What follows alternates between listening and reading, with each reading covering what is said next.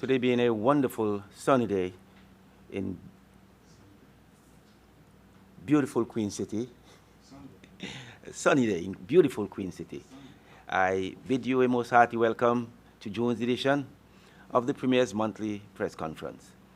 These press conferences are designed to bring a sense of openness and transparency to the Nevis Island administration.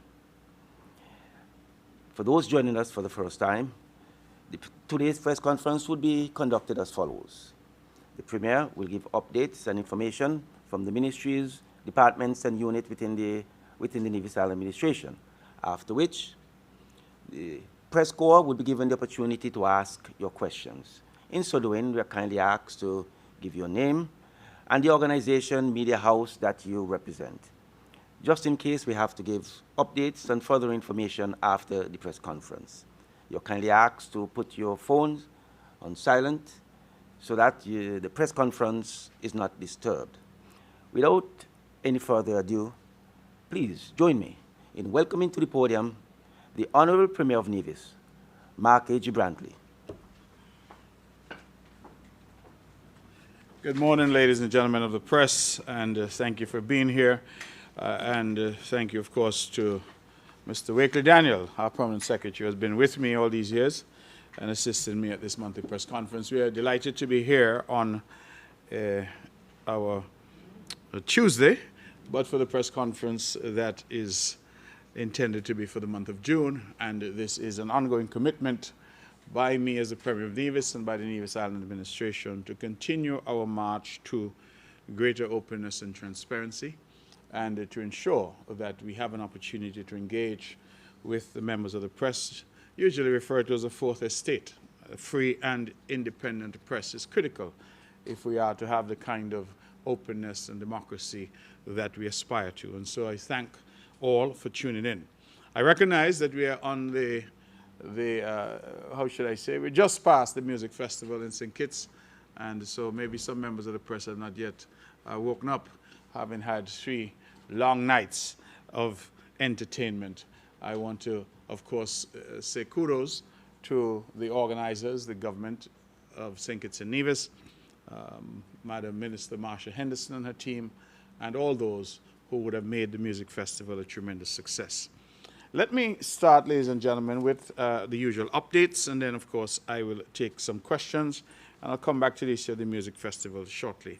I start by congratulating the Nevisian singer and songwriter Baina Amri for being honored with the Making Your Country Proud Award at the 2026 En Vogue Gala, which was held on the 6th of June in Brooklyn, New York. Baina, as we know, is a singer from Nevis who resides in the United States, and she is the daughter of our former Premier, now of blessed memory, the Honorable Vance Amory. I extend, of course, congratulations to her. Let me also indicate that on Friday, the 5th of June, the Royal St. Christopher Nevis Police Force would have officially confirmed the promotion of some 30 officers in recognition of their dedication, professionalism, and outstanding service to the Federation. For those officers stationed on St. Kitts, I extend my congratulations, and of course, for those stationed here with us in Nevis in Division C, I extend heartiest congratulations to them as well.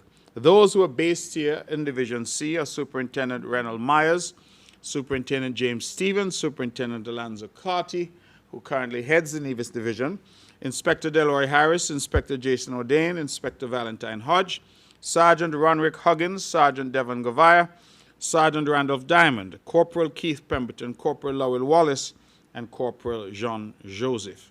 We extend congratulations to them all. Some good news, members of the press, that the long-awaited groundbreaking ceremony for our airport expansion project happens tomorrow. It will happen tomorrow at 5 p.m.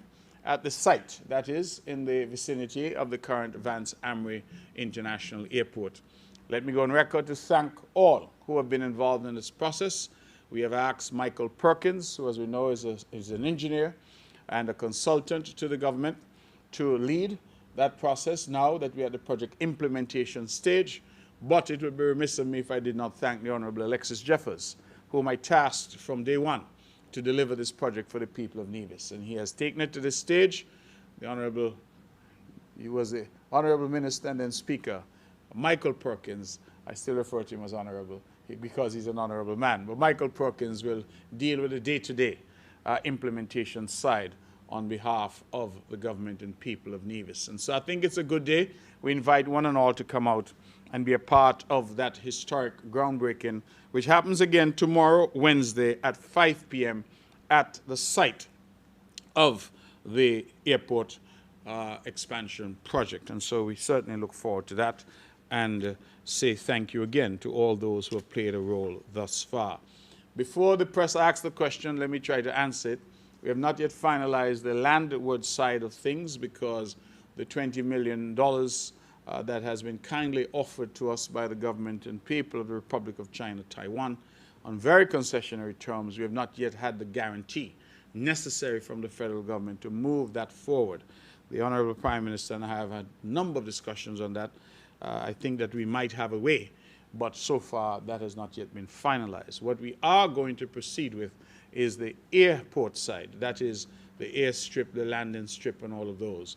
As somebody pointed out to me, airplanes need to land on a runway. And so we should not delay the project talking about roads and other infrastructure. Let us get the runway done. And I want to thank again Mr. Patrick Drahi, who has come forward and has assisted us in terms of that aspect of things. He has been quite anxious to get the project going, and so we are finally where we need to be to move this forward. We hope to have the groundbreaking tomorrow with construction to start shortly thereafter. And so I say again, thanks to all those who have been involved. While I'm in the process of saying thank you and issuing commendations and congratulations, it would be remiss of me if I did not single out my dear friend, Ignacio Otley. They refer to him as Iggy. Everybody knows him as Iggy. He has been promoted at the prestigious Four Seasons Resort to the position of Assistant Director of Purchasing. Very important position because purchasing controls all the goods and food and everything else that's brought in for the hotel. So, Iggy, if you're listening, congratulations to you. And today is also Iggy's birthday. So I want to say happy birthday to him as well. I don't know if he's accustomed to the premier in a press conference saying happy birthday to him, but since Iggy has had this promotion and is celebrating his birthday, we send blessings to him from this rostrum. I am also to commend the Four Seasons. I've been having ongoing discussions with them about ensuring after all these years that more Nevisians, more locals move into positions of leadership at that institution. I'm very happy that recently the general manager would have reported that as a consequence of those engagements, they have selected a cohort of locals who will be put into specific management training to ensure that we have the types of transition that are critical if we are to move this process forward, to have the people of this island in the commanding heights of the economy. And so certainly I look forward to engaging further on that, but we're also seeing now some fruits of that with Ignacio. With a name like Ignacio, you know he's going to do great things. Otley moving into that position, so we say thank you to him. Now, ladies and gentlemen, yesterday we all, I think, were on tenterhooks when we had word that we had an accident at sea involving one of our inter-island ferries. I am pleased to say officially that all passengers and crew were safely rescued. I'm told that there were 47 souls on board and that all have been accounted for and that all are safe. I want to thank the first responders. I'm told the Makana ferry was leaving Bastia Harbor and that it responded quickly. I'm told some fishermen in the area responded, and I'm also told that the Coast Guard would have responded. I want to thank them all. Most of all, I want to thank Jehovah God for his grace, would have behaved professionally, and that everyone is safe. Of course, our thoughts and prayers go out to them nevertheless, because up to yesterday I was told that one young lady had to be taken to hospital because she had a panic attack. And we can well understand the trauma that those individuals would have been going through. And so I extend my prayers to them that they can, notwithstanding their physical being is safe, that the mental anguish that they would have endured that they would get assistance to deal with that as well, whether they need counseling or otherwise. And there is some irony, because this was a vessel leaving St. Kitts to Nevis, just as in years ago the Christina was leaving St. Kitts to Nevis. And the good thing here, I suppose, is that the vessel encountered difficulty almost immediately as it left Bastia Harbor. I wouldn't want to speculate as to what could have happened had it been out in the deep ocean.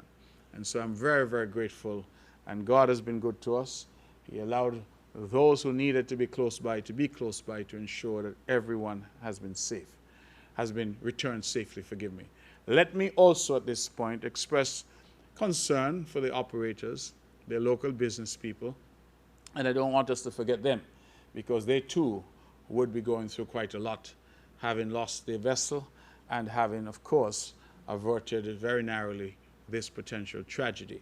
I know that an investigation will now occur, and I'm hopeful that the findings of that investigation will make our inter-island ferry even stronger, even safer. Now, there's some out there who are already engaging in wild speculations. I urge you not to. I really urge you not to. Accidents will happen. It is just the nature of life. Accidents will happen. While we do our very best to prevent them, when they do happen, we must check on what our responses are like and how effectively we have dealt with those accidents. Because as sure as night follows day, we will have mishaps and accidents. They happen in the first world, they happen in the second world, they happen in the third world, and they will happen in the fourth world. They happen because that is the nature of life. And so I don't want us to engage in any wild speculations. Allow the maritime officials to do their investigation, and let us all collectively be grateful that there has been no loss of life.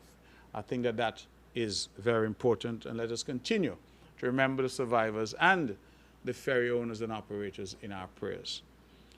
There is, in my respectful opinion, no need to be concerned about the safety of inter-island ferry operations and inter-island travel. Because even though, again, some will be quick to make certain statements, I assure you that this is the first incident of its type that we've had in the past over 50 years of inter-island travel. So I think that that speaks well in terms of the level of safety and security that we've had, and the level of seaworthiness that we've had of the various vessels that have been transited. Now, it's ironic that that would have happened yesterday, because I came this morning intending to update you on inter-island travel. I do that each year after the music festival. I started by commending the government in St. Kitts, and specifically the Honorable Marsha Henderson, Minister of Tourism, and her team. But events like the music festival also generate significant activity on the sister island here of Nevis. We Nevisians go in droves to St. Kitts for music festival, just as Kittitians come in droves to Mango Festival, which I'll get to, and also to Culturama and the various events. We are one country, and people move around freely. And the ferry service is a critical part of that freedom of movement. I want to underscore that, because when we invested in the water taxi facility at Wally, we did that specifically because as a government we recognize the importance of inter-island trade, inter-island traffic, and the movement of goods and services between St. Kitts and Nevis. We are only 2 miles at our closest point. We are blessed, unlike other twin-island, multi-island states in the Caribbean, that we are very close to each other physically. You can't do what we do between Antigua and Barbuda. You can't do what we do between Trinidad and Tobago. And so for us, we have this opportunity with only 2 miles of water to be able to make that crossing on the water taxi in 5 to 7 minutes, and that has really opened up our abilities to travel at all hours of day and night. And that has lent itself to significant interaction between people of St. Kitts and Nevis, significant movement of tourists and guests. We now say when we go to market this jurisdiction that you can stay on Nevis and enjoy St. Kitts. You can stay on St. Kitts and enjoy Nevis. Not many destinations in the Caribbean can make that kind of boast. And so part of what we look at each year is an indicator of how many people would have traveled during the weekend of the music festival. And the numbers, I think, are always interesting. in 2024, we had some, I will give it a total, just give me a moment. 2024, we had some 14,389 passenger movements over the course of the period of the music festival. So that will be Thursday, Friday, Saturday, Sunday, and we've added Monday because we know some people stay over for White Sands as well. So over that period in 2024, there were a total of some 14,389 passenger movements. Now, this represented 4,238 movements from Charlestown Port and 10,151 movements from the Oahu Water Taxi Facility. In 2025, that number moved from 14,389 to 19,448 passenger movements. And that represented 5,686 passenger movements from Charlestown Ferry Terminal and 13,762 movements from the Oahu Water Taxi Facility. This year, I am pleased to say that the numbers have increased even further. And this year for 2026, we had, for the first time ever, 20,001 people moving back and forth for the music festival weekend. We had 5,180 from Charlestown. That number went down from last year. But we had 14,821 at the Oahu Water Taxi Facility. And for the first time in our history, we have had movements of over 20,000 passengers during the weekend of the music festival. That represents, ladies and gentlemen, a 39% growth over the last 3 years. I think that that is significant. When we think of 20,000 people moving back and forth, we have to think, of course, of the ferry operators. But we also must think of the taxis. We must think of those who are employed with the ferries. We must think of NASPA and what NASPA is going to receive as people are moving. They pay a nominal amount. We must think of the spin-offs of those who were in St. Kitts for the Music Fest and came over to Nevis to enjoy the beaches and enjoy the restaurants and all that Nevis has to offer. I think this is what national economic activity looks like. And this is an excellent indicator of what has happened over the course of the last 3 years. We have moved from a total population movement, a total passenger movement of 14,821 in 2024 to now, for the first time in our history, 20,001 in 2026. I think that that is significant. But if you felt that people were only moving via the ferry terminals, you would be wrong, because people were also moving via the car ferries. So people were also getting into their vehicles, as I did, and taking their families over in their car.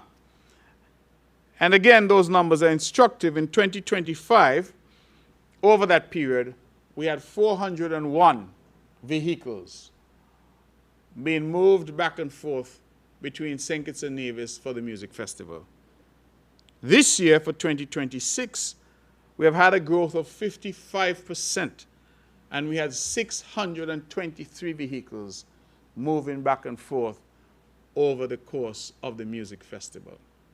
Now, I hasten to add that this does not include any traffic on the sea bridge, because that sea bridge dock is not a dock that is monitored and managed by NASPA. So this only reflects those who would have traveled via the I-Connect, which comes in to the Charlestown port and or to the Long Point port, and to some extent those who would have traveled on Sea Hustler. So those are the ones that are counted for in these numbers. So this year, again, for the record, we have 623 vehicles moving back and forth over the music festival weekend, And in 2025, that number was 401. So that's significant. There are no vehicles moving from the Wally Pier. Oh, well, I'm hearing that Paradise Sun, which for some reason doesn't come into the Wally dock, but goes off the old dock that's there, that they too might have been ferrying persons. I don't have the numbers on that. So I say all that to say that the numbers here are robust.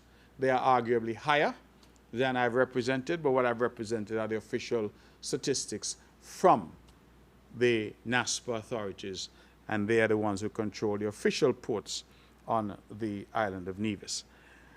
Let me move from that and move very quickly to the Ministry of Health, and to say that the Health Promotion Unit in Nevis continues to do excellent work in strengthening the health and well-being of our people through outreach, education, and community engagement. In Nevis, we continue to say that an ounce of prevention is worth a pound of cure, or a dollar of prevention is worth $1 million of cure. We're trying to educate our people. We're trying to prevent our people from getting sick and to delay the onset of sickness as much as possible. And I continue to urge our people to do some necessary things. When you hear that a young person in their 30s or 40s has end-stage kidney failure, you hear that young people have prostate cancer or breast cancer, we know that there are things that you can do to either eliminate or delay the occurrence of some of these. We suffer on the island from high incidences of non-communicable diseases. We have diabetes, hypertension. Many people are overweight. And so obesity is also an issue. And that is fed in large part by our lifestyles. Now, I'm not suggesting that genetics doesn't play a role. And clearly there's some people that are predispositioned to certain conditions. But all the literature suggests that your lifestyle also plays a role. And so what we eat, what we drink, whether we are active in terms of exercise, all of those factor into your health. And I continue to urge our people to get up, get out, and get moving. To do things for yourself. Taking care of your health is a personal responsibility. And for me, I can't emphasize that enough. I want to suggest that another critical part of taking care of your health is knowing your status. Too many of us, we feel a pain, we feel an ache, we're quick to dismiss it. Nevis is the only place in the world where a man feels a pain in his foot and he says it's gas. Everything we feel, we say is gas. And as a result of that, we delay seeking medical attention.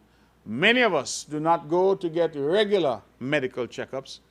And so oftentimes we have things that are happening in our bodies and we don't know about it. And so that is why the work of the Health Promotion Unit is so critical. You should be getting regular checks. You should be doing an annual checkup. Women, you should be doing your pap smear and your mammogram. Men, you should be doing your prostate exam, especially for those who are over 40. And going to these pop-ups that we have, where the Health Promotion Unit has doctors and health professionals on hand to test your blood pressure, to test your glucose levels, and even sometimes to do what they call it BMI, I think, body mass index. They do all of these things at these pop-ups. Please take advantage of these opportunities to know your health. The literature suggests that in many cases, if you can detect certain cancers like prostate early, they are almost 100% curable. But if it gets away from you because you say you're not going to go doctor. I spoke to somebody not long ago who said to me that every time they go to the doctor finds something wrong, so they stop going. We need to go and get checked. We need to know what our status is. I encourage us all.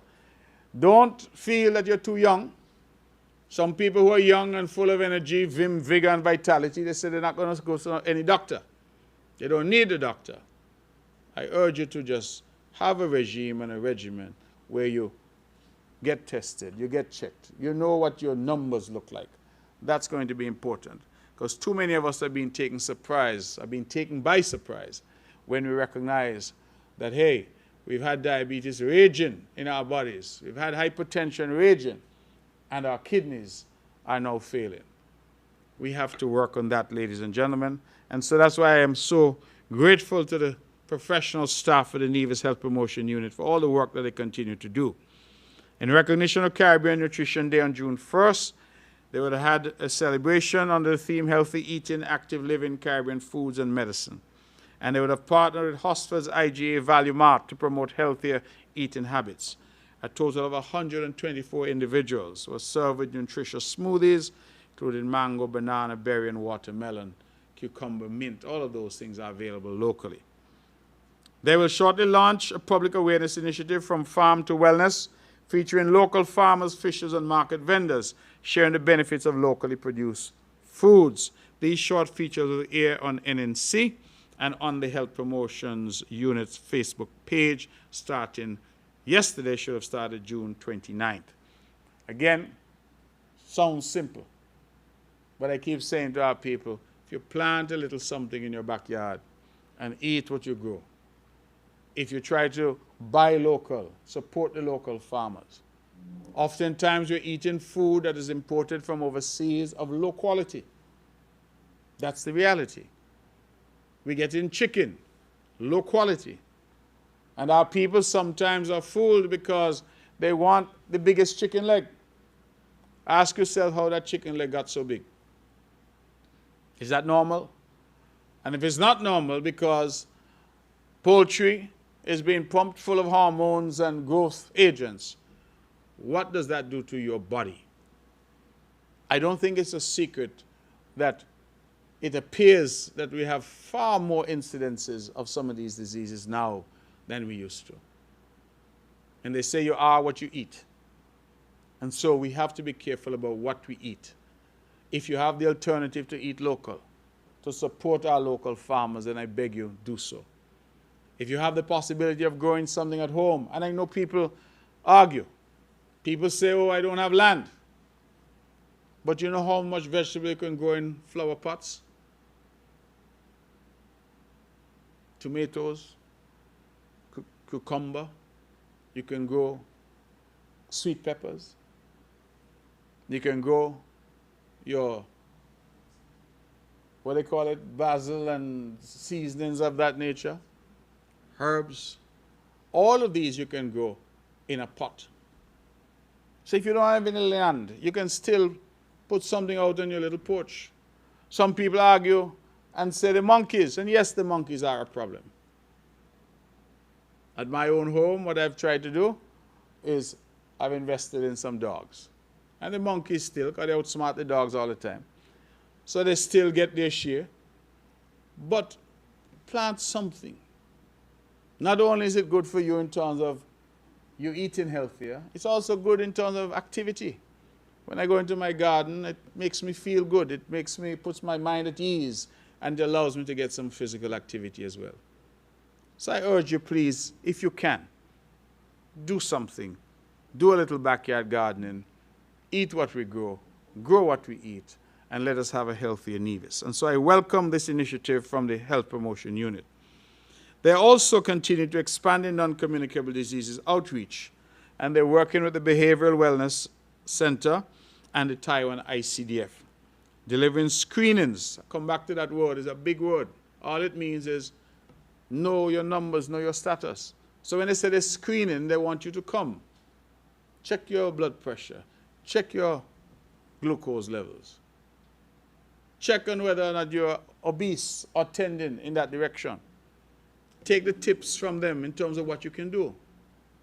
I spoke to someone, I met him at the music festival, and I said to him, good friend of mine, I said, man, you've lost some weight, you look great. And he said to me, yes. And he's told me something that I think I want to share. He said he works hard, he's building his business, but he was overweight. And he said, one day he said, why should I be working so hard and building a business when I'm not taking care of my health, and therefore I may not be in a position to enjoy the success of my business? He said that was the day he took a decision. And he told me that he has lost 80 pounds in the past several months. 80 pounds. He was a big guy. And I said to him, "You've lost 80 pounds. How did you do it?" And he said, I said, "Are you exercising in the gym?" He said, "Man, I did some simple things." He said, "I cut out bread, I cut out flour, I cut out rice." He said, "I used to love eating roti, cut that out too." And he said, "Sweet drink, sodas, cut that out. Sugar, salt, cut that out." And he said the weight started falling off. It requires discipline.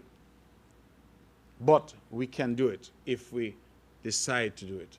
And that is why I come back to say your health is in your hands. Too often we blame government. We blame somebody else. But if you ask yourself, "Well, how did I get to this condition?" A lot of times it is because of the choices that we make. And so I urge us to continue to work with the Health Promotion Unit, and the work that they're doing is important work. They're also marking the 3rd annual Youth Health Mentorship Program Summer Camp that started yesterday, and they have 21 students that they're working with. And they've also asked me to tell you that they're looking ahead to Culturama, and they want everybody who's celebrating for Culturama to take advantage of the pre-Culturama Health Pop-Up Clinic. That will be on July 18th at the MGR Park. Multiple opportunities are being provided to us to know our status and to know our numbers. The Department of Gender Affairs, in collaboration with the Nevis Disaster Management Department, will host the Household Disaster Preparedness Training Session today from 5 p.m. to 6:30 p.m. That is today, 30th June, at the Department of Gender Affairs Conference Room. The session is specifically designed for infant daycare assistance clients, mothers, and primary caregivers of young children, and aims to strengthen household preparedness ahead of the 2026 Atlantic season. I want to just pause here for a moment to publicly commend the Honorable Minister Spencer Brand, who's our focal point on disaster management, the head of the Disaster Management Unit, Mr. Brian Dyer, and the entire team. Why? Because they continue to say the necessary things to us. They continue to have the necessary training. Here we're talking about training for infant daycare assistants, mothers and primary caregivers of young children. Have any of us ever stopped to consider, if we have an infant in the house, what happens if a hurricane hits? Lots of times we don't think of these things because it's a beautiful sunny day, as the Permanent Secretary said when he was introducing me. Beautiful sunny day outside in Nevis. All is well. And so we don't attune our mind, and that is why I give them so much credit, because they keep saying to us, be prepared. We pray for the best, but we prepare for the worst. And on that basis, they have and continue to have these sessions. Sticking with gender affairs, let me commend Mr. Orville Kem Bartlett. He won the Gender Affairs Grill Master competition, and he has been named the 2026 champion. As part of his prize, Mr. Bartlett has earned an all-expenses-paid trip to Palm Bay, Florida, where he will represent Nevis at the 10th annual Dr. Packer's Backyard Barbecue Tournament on 17th of October. Everybody knows Dr. Packer. He's from Nevis, from Henley Part, as we say, but would have lived some time in Government Road before moving to the United States. And he has this big event which has grown and grown each year. And we now will be sending Mr. Kem Bartlett to represent Nevis at that event. The Department of Gender Affairs, in partnership with the Department of Agriculture, recently concluded a backyard container gardening workshop, which was done on Monday, 15th of June. The workshop was facilitated by Mr. Amri, provided participants with practical skills and knowledge in sustainable food production. We had a total of 14 participants engaging in learning the skills which will help us in terms of our food security, self-sufficiency, and backyard agriculture.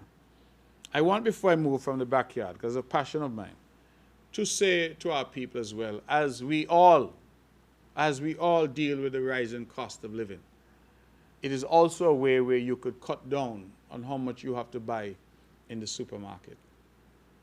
Now, let me give you a personal example. I have some banana plants at my yard, my backyard.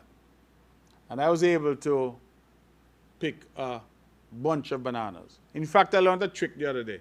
I hope if there are real agriculturists out there, they don't get offended. and say I'm giving bad advice. But you know, sometimes when you pick the whole bunch of bananas, they start to ripe. Because they're off the banana plant. So I learned a trick the other day. I said, man, just go and cut a hand. When you want it, leave the bunch. But just cut a hand of banana when you need to cook. And so the bananas stay on the tree, and they stay green. That's how we tend to cook them for a longer period of time. And so I make the point that with a single bunch of banana in your yard, man, you could eat banana for a week if you choose to. And it's healthy, it's natural. You could have mashed banana on Monday, boiled banana on Tuesday, banana soup on Wednesday, banana fritters on Thursday, if you get some ripe ones. I say all that to say that if you start to look at these things in terms of how does it impact my pocketbook, you start to see that substitution becomes really relevant. I am saying this thing because these are not macro type issues. These are really micro issues. These are issues where we get very granular. But just imagine if each household was thinking like that and saying, well, instead of going to the supermarket and purchasing all that I need to purchase, let me grow something that's easy. Watermelon, cantaloupe, cucumbers, passion fruit, all of those grow easily. And so I encourage our people again, take control. Please, take control. The Nevis Multicultural Heritage Festival was a smashing success. This was the third annual event of its kind. It was at the MGR Park, and it was done at the end of May, on May 30th. The festival featured participation from numerous countries. Now, this again is an effort by the government to say to those who choose to make Nevis their home, you are welcome to be here. We welcome you. We thank you for the contribution that you're making. And so creating this multicultural festival, the idea behind it was to allow all of those various cultures and nationalities that are here to come and showcase what they have to offer. We had participation from the Dominican Republic, Guyana, of course, local participation, St. Kitts and Nevis, St. Lucia, Dominica, Grenada, the Philippines. We had some African nations who were there, Jamaica, Trinidad and Tobago, St. Vincent and the Grenadines. We had Japan and India. All of these various nationalities were represented there. And I just want to say to the Vincentians who were there that they shared with me some rum that they have. I can't remember what the rum is called now. But they have some rum there. And I figured, well, I'm there, let me try. And the guys insisted. And I'm telling you, I will not be trying it again. They enjoyed it.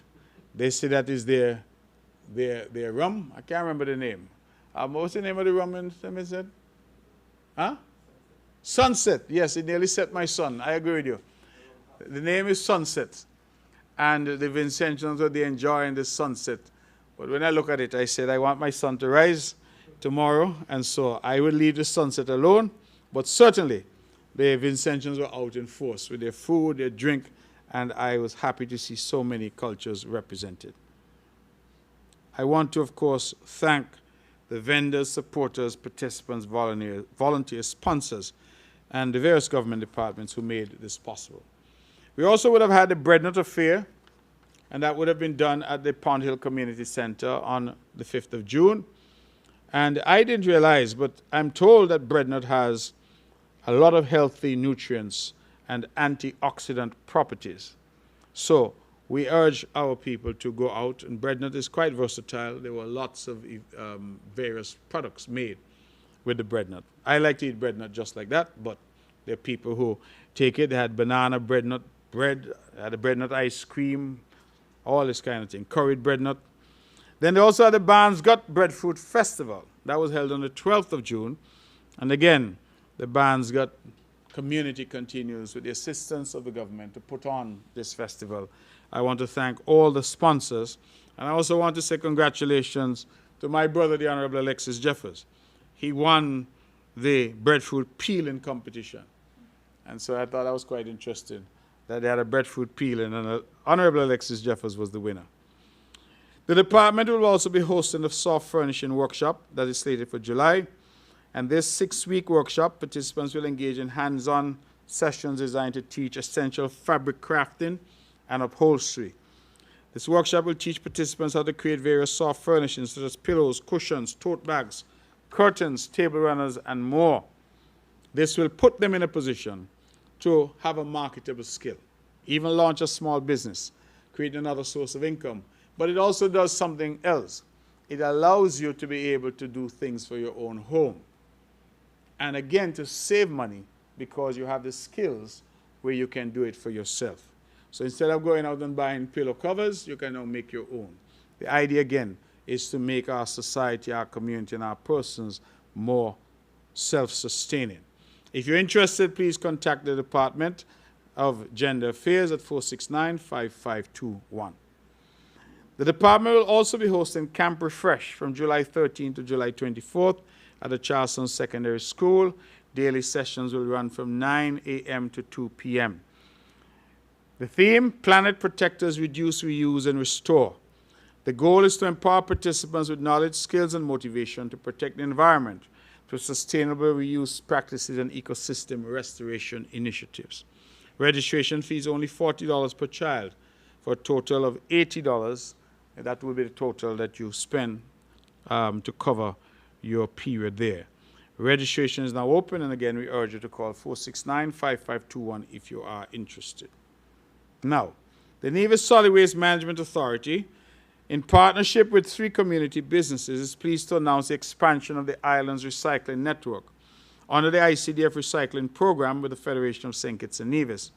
On Friday, June 26, recycling bins were delivered at Best Buy Supermarket in Charlestown, 869 Sports Bar in Gingerland, and Barrett's One Stop in St. James Parish.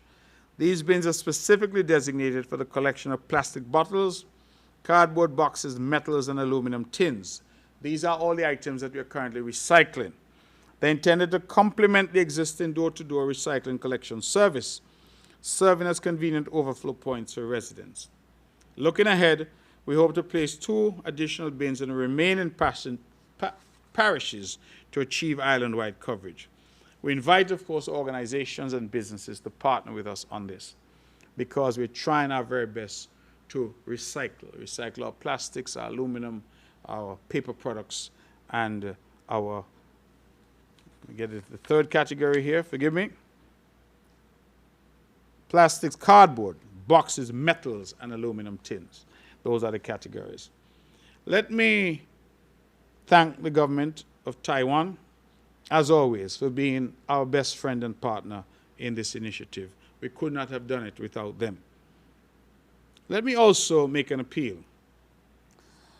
The public is asked to bear in mind that the community bins are intended for household waste. We have observed that trucking operators are disposing of bulky items into these bins, and that has led to difficulties, garbage overflow, litter, and leaving the island appearing to be unclean and unkempt. I'm asking those truckers to be responsible. Many of them are paid by people to take their garbage to the dump, official landfill, and instead of doing that, they dump the garbage wherever they could find a place to dump it. I don't know if they're taking people money and then deciding that they will take a shortcut. Please, I walk at mornings and it's appalling to see microwaves, washing machines, old refrigerators dumped on the side of the road, dumped into our guts. Nevis is all we have. Let us take care of Nevis. And I make that appeal because I do think that all of us love this island. It's just that the attitude of some is one of selfishness. Once I'm making money, I don't care about anybody else. If you are paid by a homeowner to take the garbage to the tip, to the landfill, please take the garbage to the landfill. And if you're disposing of your own garbage, I urge you to do the same. Let us keep Nevis clean, please. Culturama is in the air, and we will celebrate our 52nd anniversary from July 23rd to August 4th. Slogan, Our Heritage Proud and True. It's Culturama 52. The Secretariat is still accepting registrations for various events. Senior Street Parade, the registration will end on Friday, July 3rd. Juve Troops, the registration will end on Friday, July 3rd. And the Road March, registration will end on Friday, July 10th. Street vending registration will end on Friday, July 10th. Please, go and register so you know exactly what you're doing and there are no difficulties. You can collect your application forms and return them to the Culturama Secretariat, which is at the Cotton Ginnery Mall, or just visit www.culturamanevis.com to access the forms online. The National Bank Soca Monarch, we had our first soca teaser. We had our soca teaser number 2 at 869 Sports Bar and soca teaser number 3 in St. Kitts at Champions Bar at Port Zante.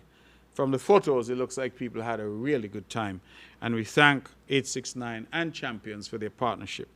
The TDC Senior Kaiso would have held their first tent at Old House Cafe on June 7th, and on June 17th, they went to Dewdrops up in Westbury. Both tents were well attended and well received. Again, the next tent, July 2nd, will be at Mem's Pizzeria.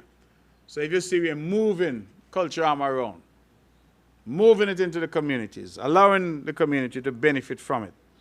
July 11th will be the carried powered Culturama 52 bar crawl, which starts at the Villa Grounds at 12 noon, and that is free. So just hop on one of the buses, hop on to one of the, what they call those things that open, safaris, and enjoy yourself.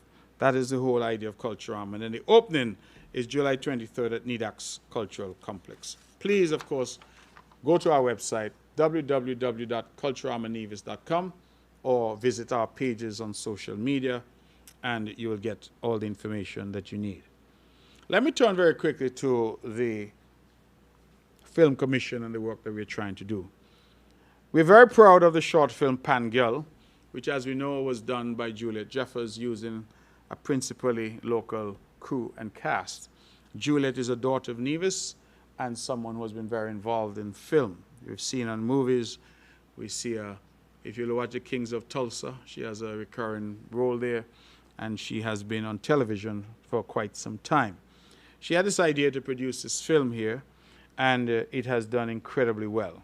It won an award on a side event at the Cannes Film Festival, and it continues a successful international film festival run. Its latest screening took place on Sunday, 29th June. Sunday, 28th June at the prestigious Dances with Films Festival in Los Angeles. And that, of course, gives Nevis an opportunity to be portrayed as well. I want our people to see the film industry in that way. Some critics said to us, why are you trying to get involved in the film industry? It's the exposure. It's opening up the economy. It's creating economic diversification. It's creating new skills, and for those who have latent talents, it's trying to bring those talents to the fore. And so with people like Juliet Jeffers, we're truly grateful that we are making progress. I would also like to announce a new partnership between the Film Commission and Black Women Film Network that has led to a good collaboration. The Black Women in Film Network has more than 2,500 industry professionals, over 45,000 social media followers. We were already featured by them in their June newsletter, and we look forward to doing some more work with them to again bring awareness to Nevis. And for members of the press, I have said, and I'm quite proud to say, that thus far, since we started this journey back in 2020, Nevis has had 14 major film productions, 2 television series, and 2 catalog photo shoots in that period of time. So I think that that's remarkable. And there's more to come.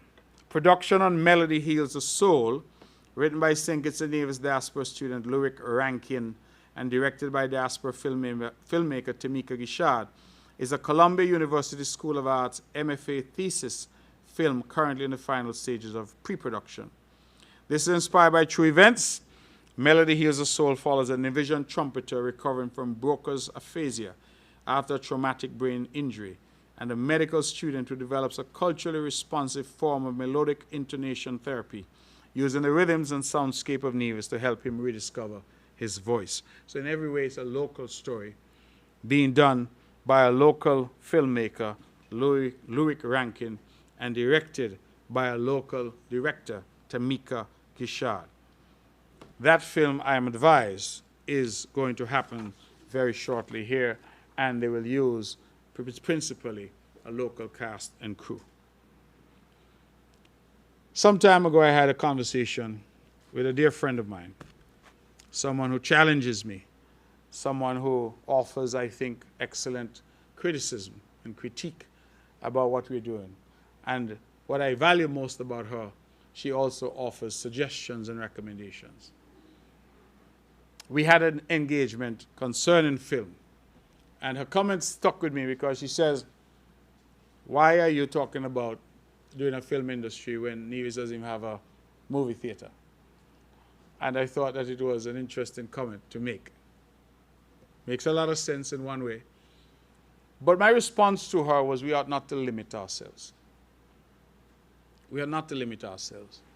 And the fact that Pangirl could have been shot here using a local cast and crew, local director, the brainchild of Juliet Jeffers, a local woman, and could have won 2 awards at the Cannes Festival in France, one of the world's most famous film festivals, and is now being shown all around the world. It speaks volumes as to what happens when you have government that believes in our people and our own capacity.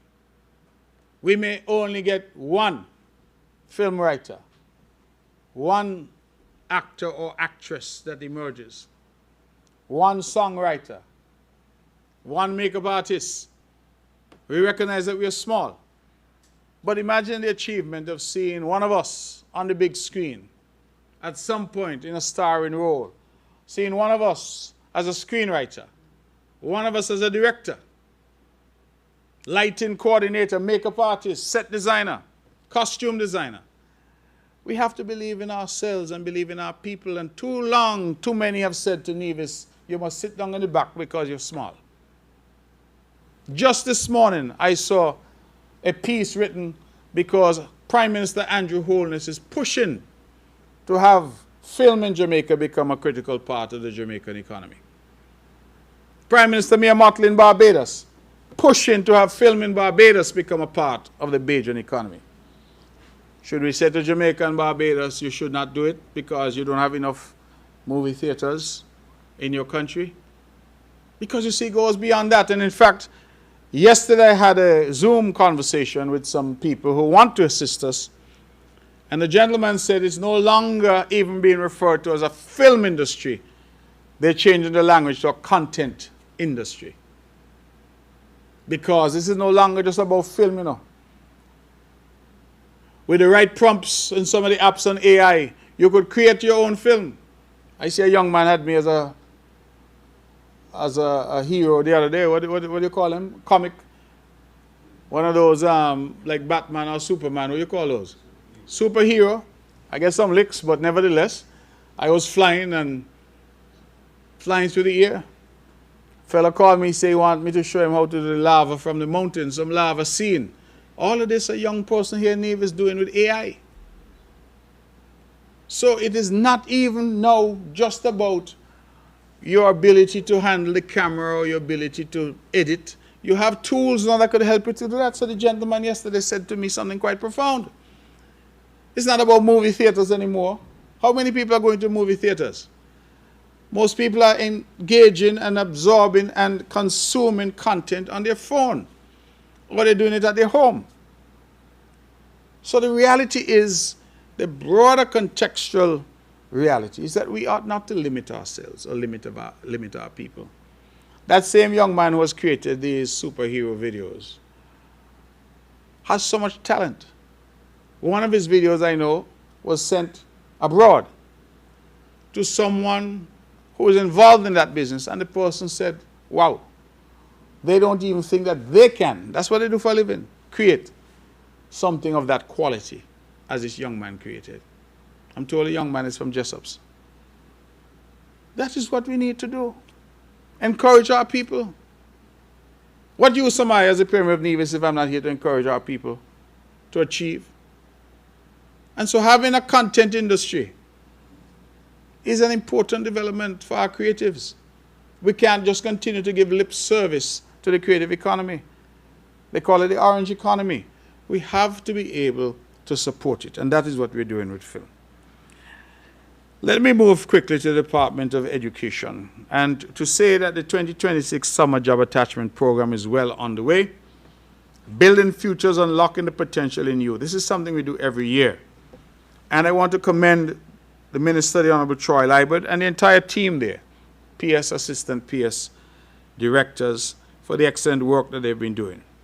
We received 68 applications this year. 46 young people have successfully completed the interview phase and advanced into the training workshop. Now, what I think is important about our summer job attachment program, there is also a requirement to volunteer. So there are volunteer projects. We all lament the fact that volunteering has fallen out of style in Nevis.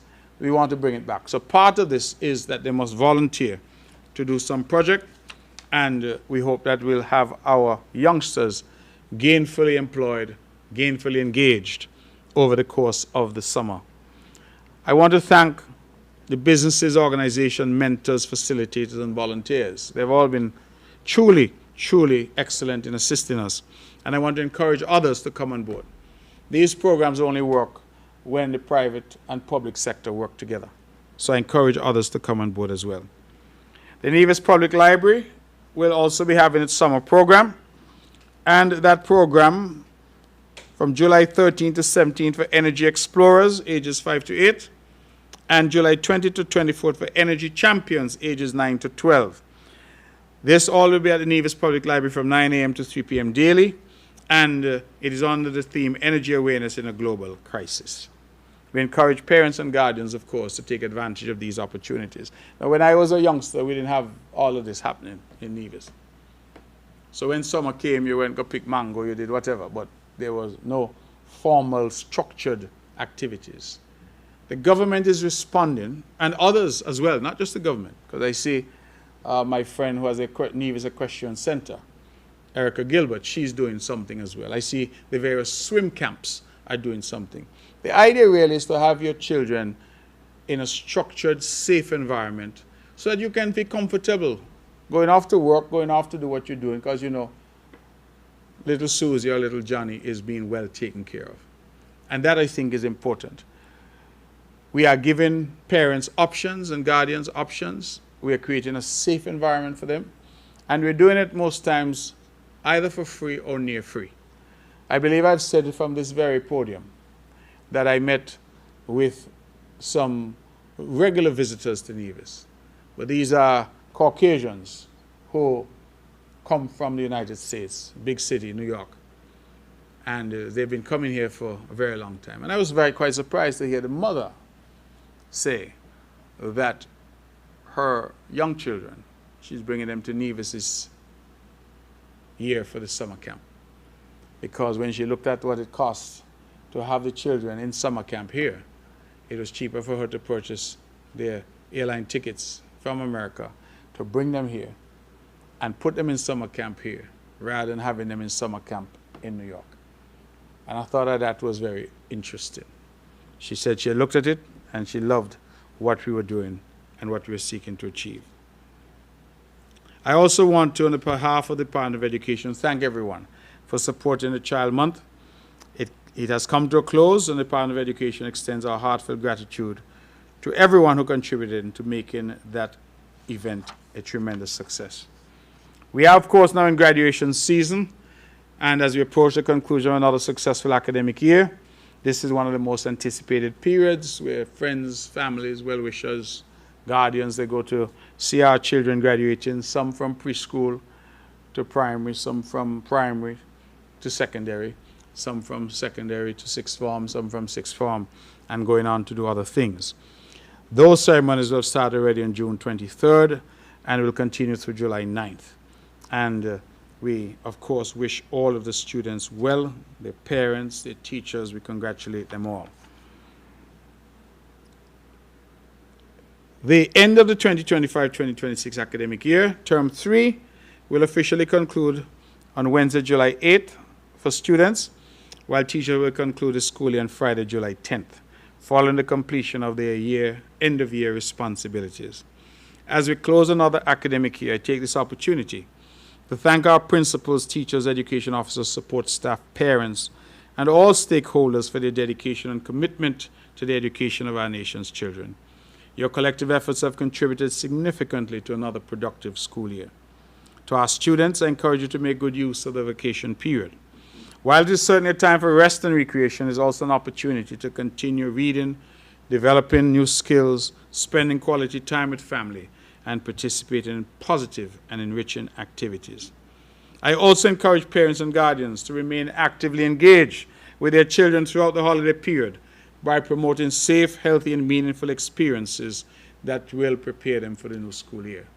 And that is why, in part, I've mentioned these various camps that are happening. The Department of Sports, we highlight the commencement of a TDC-sponsored Renarco Morton Primary Schools Cricket Tournament that started on June 22nd. And I am told, which is something I did not know, and I'm quite proud now to say, that Nevis is the only island which is hosting a hardball primary school cricket tournament in the region. I think that is quite interesting, that we're the only ones that are hosting. This is proper cricket, hardball cricket in the region. And that, of course, is a reaffirmation of our commitment to the development of cricket from the grassroots level.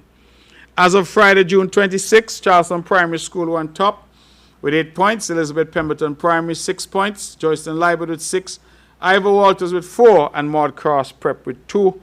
Violet Jeffers, St. Thomas's, and St. James are yet to score. That is, yet to get points. But we are hopeful that they will, of course, get on the scorecard soon. We thank our title sponsor, TDC, and we encourage the public to come out and really be a part of these games. Let's cheer on our youngsters. The next West Indies star might be right there. So let us go and encourage them.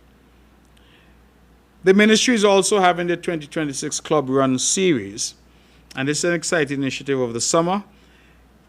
The theme is Run Together, Get Stronger, Go Farther.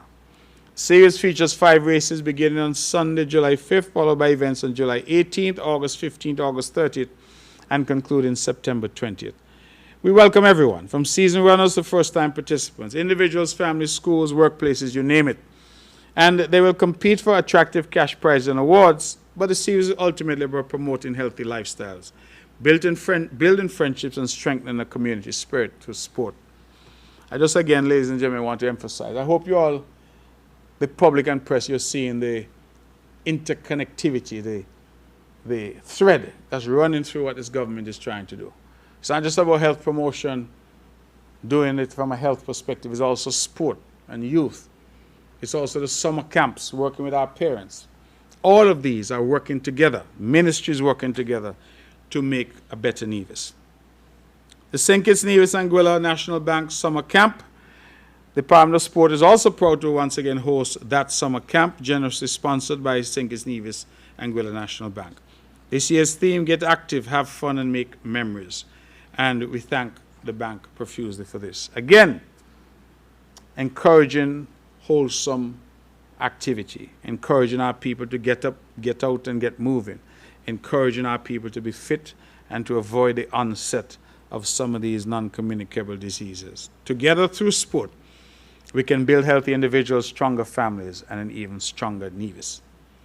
Now let me move on quickly to something that I think is quite exciting, and that is the IT team, also led by the Honorable Troy Liebert. That department has launched our official website. That was done on June 18th. The new website, nia.gov.kn, provides a modern, user-friendly platform that enhances public access to government information, services, notices, and resources. It stands as a major milestone in improving how residents, businesses, visitors, and the wider diaspora interact with the administration.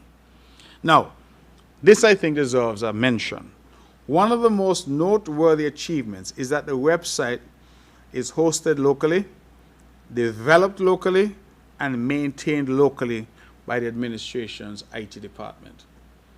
Put differently, everything that went into this website was developed in-house by our IT department. This reflects the exceptional talent that exists within the NIA and within Nevis, and our commitment to building sustainable, homegrown digital solutions.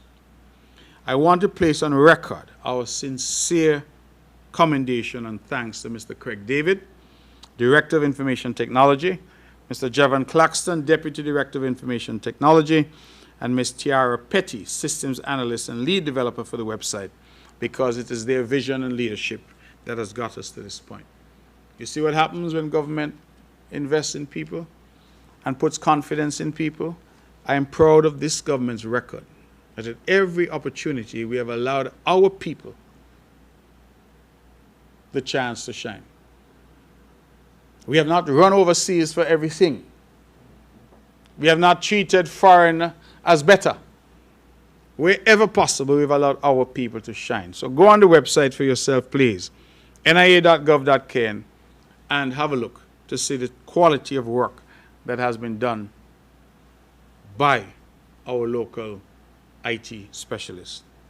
In fact, I will go further to say that the same IT team has been conducting training for the implementation of a new budget application system for the NIA.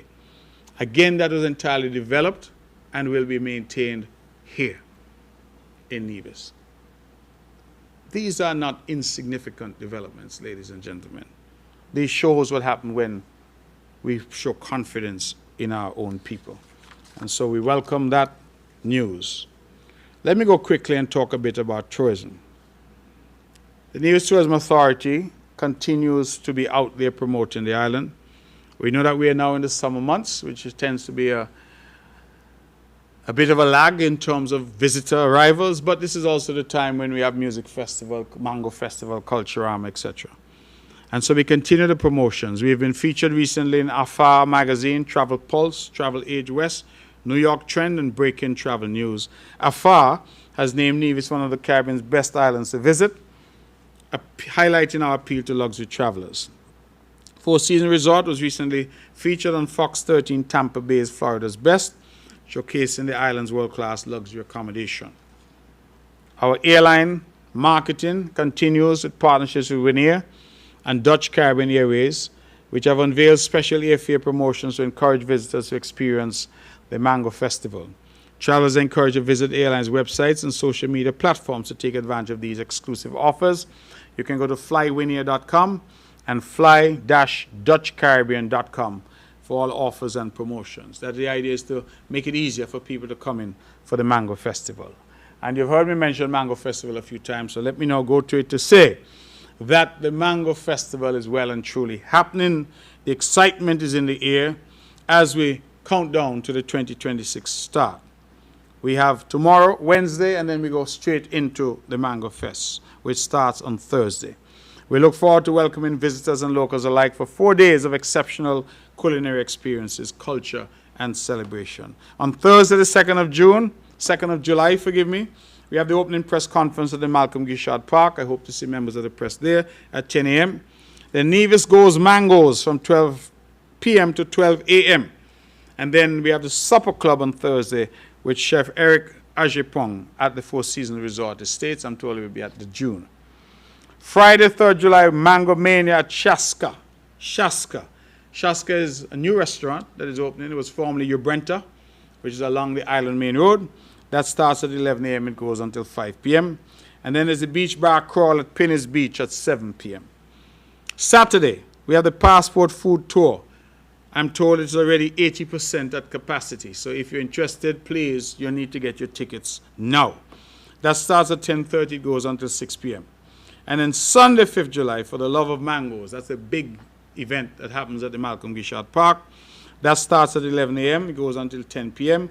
Early access to the grounds is 11 a.m. They start serving food at 1 p.m. They have a VIP section as well for those who are minded. And the tickets are available at www.nevismangofest, nevismangofest.com.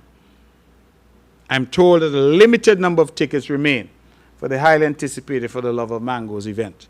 And so all these events are being sold out. Members out there, the public, if you're listening, we encourage you, please, to get your tickets online and get them now. We encourage everyone to follow the Nevis Mango Festival social media channels for event updates, schedules, and other important announcements throughout the festival weekend. Now let me touch on something because I tend to try to report on it, and that is the tourism development levy. I report on it because at 3% that is levied on food and hotel accommodation and guest house accommodation really gives us a sense of what is happening in that sector.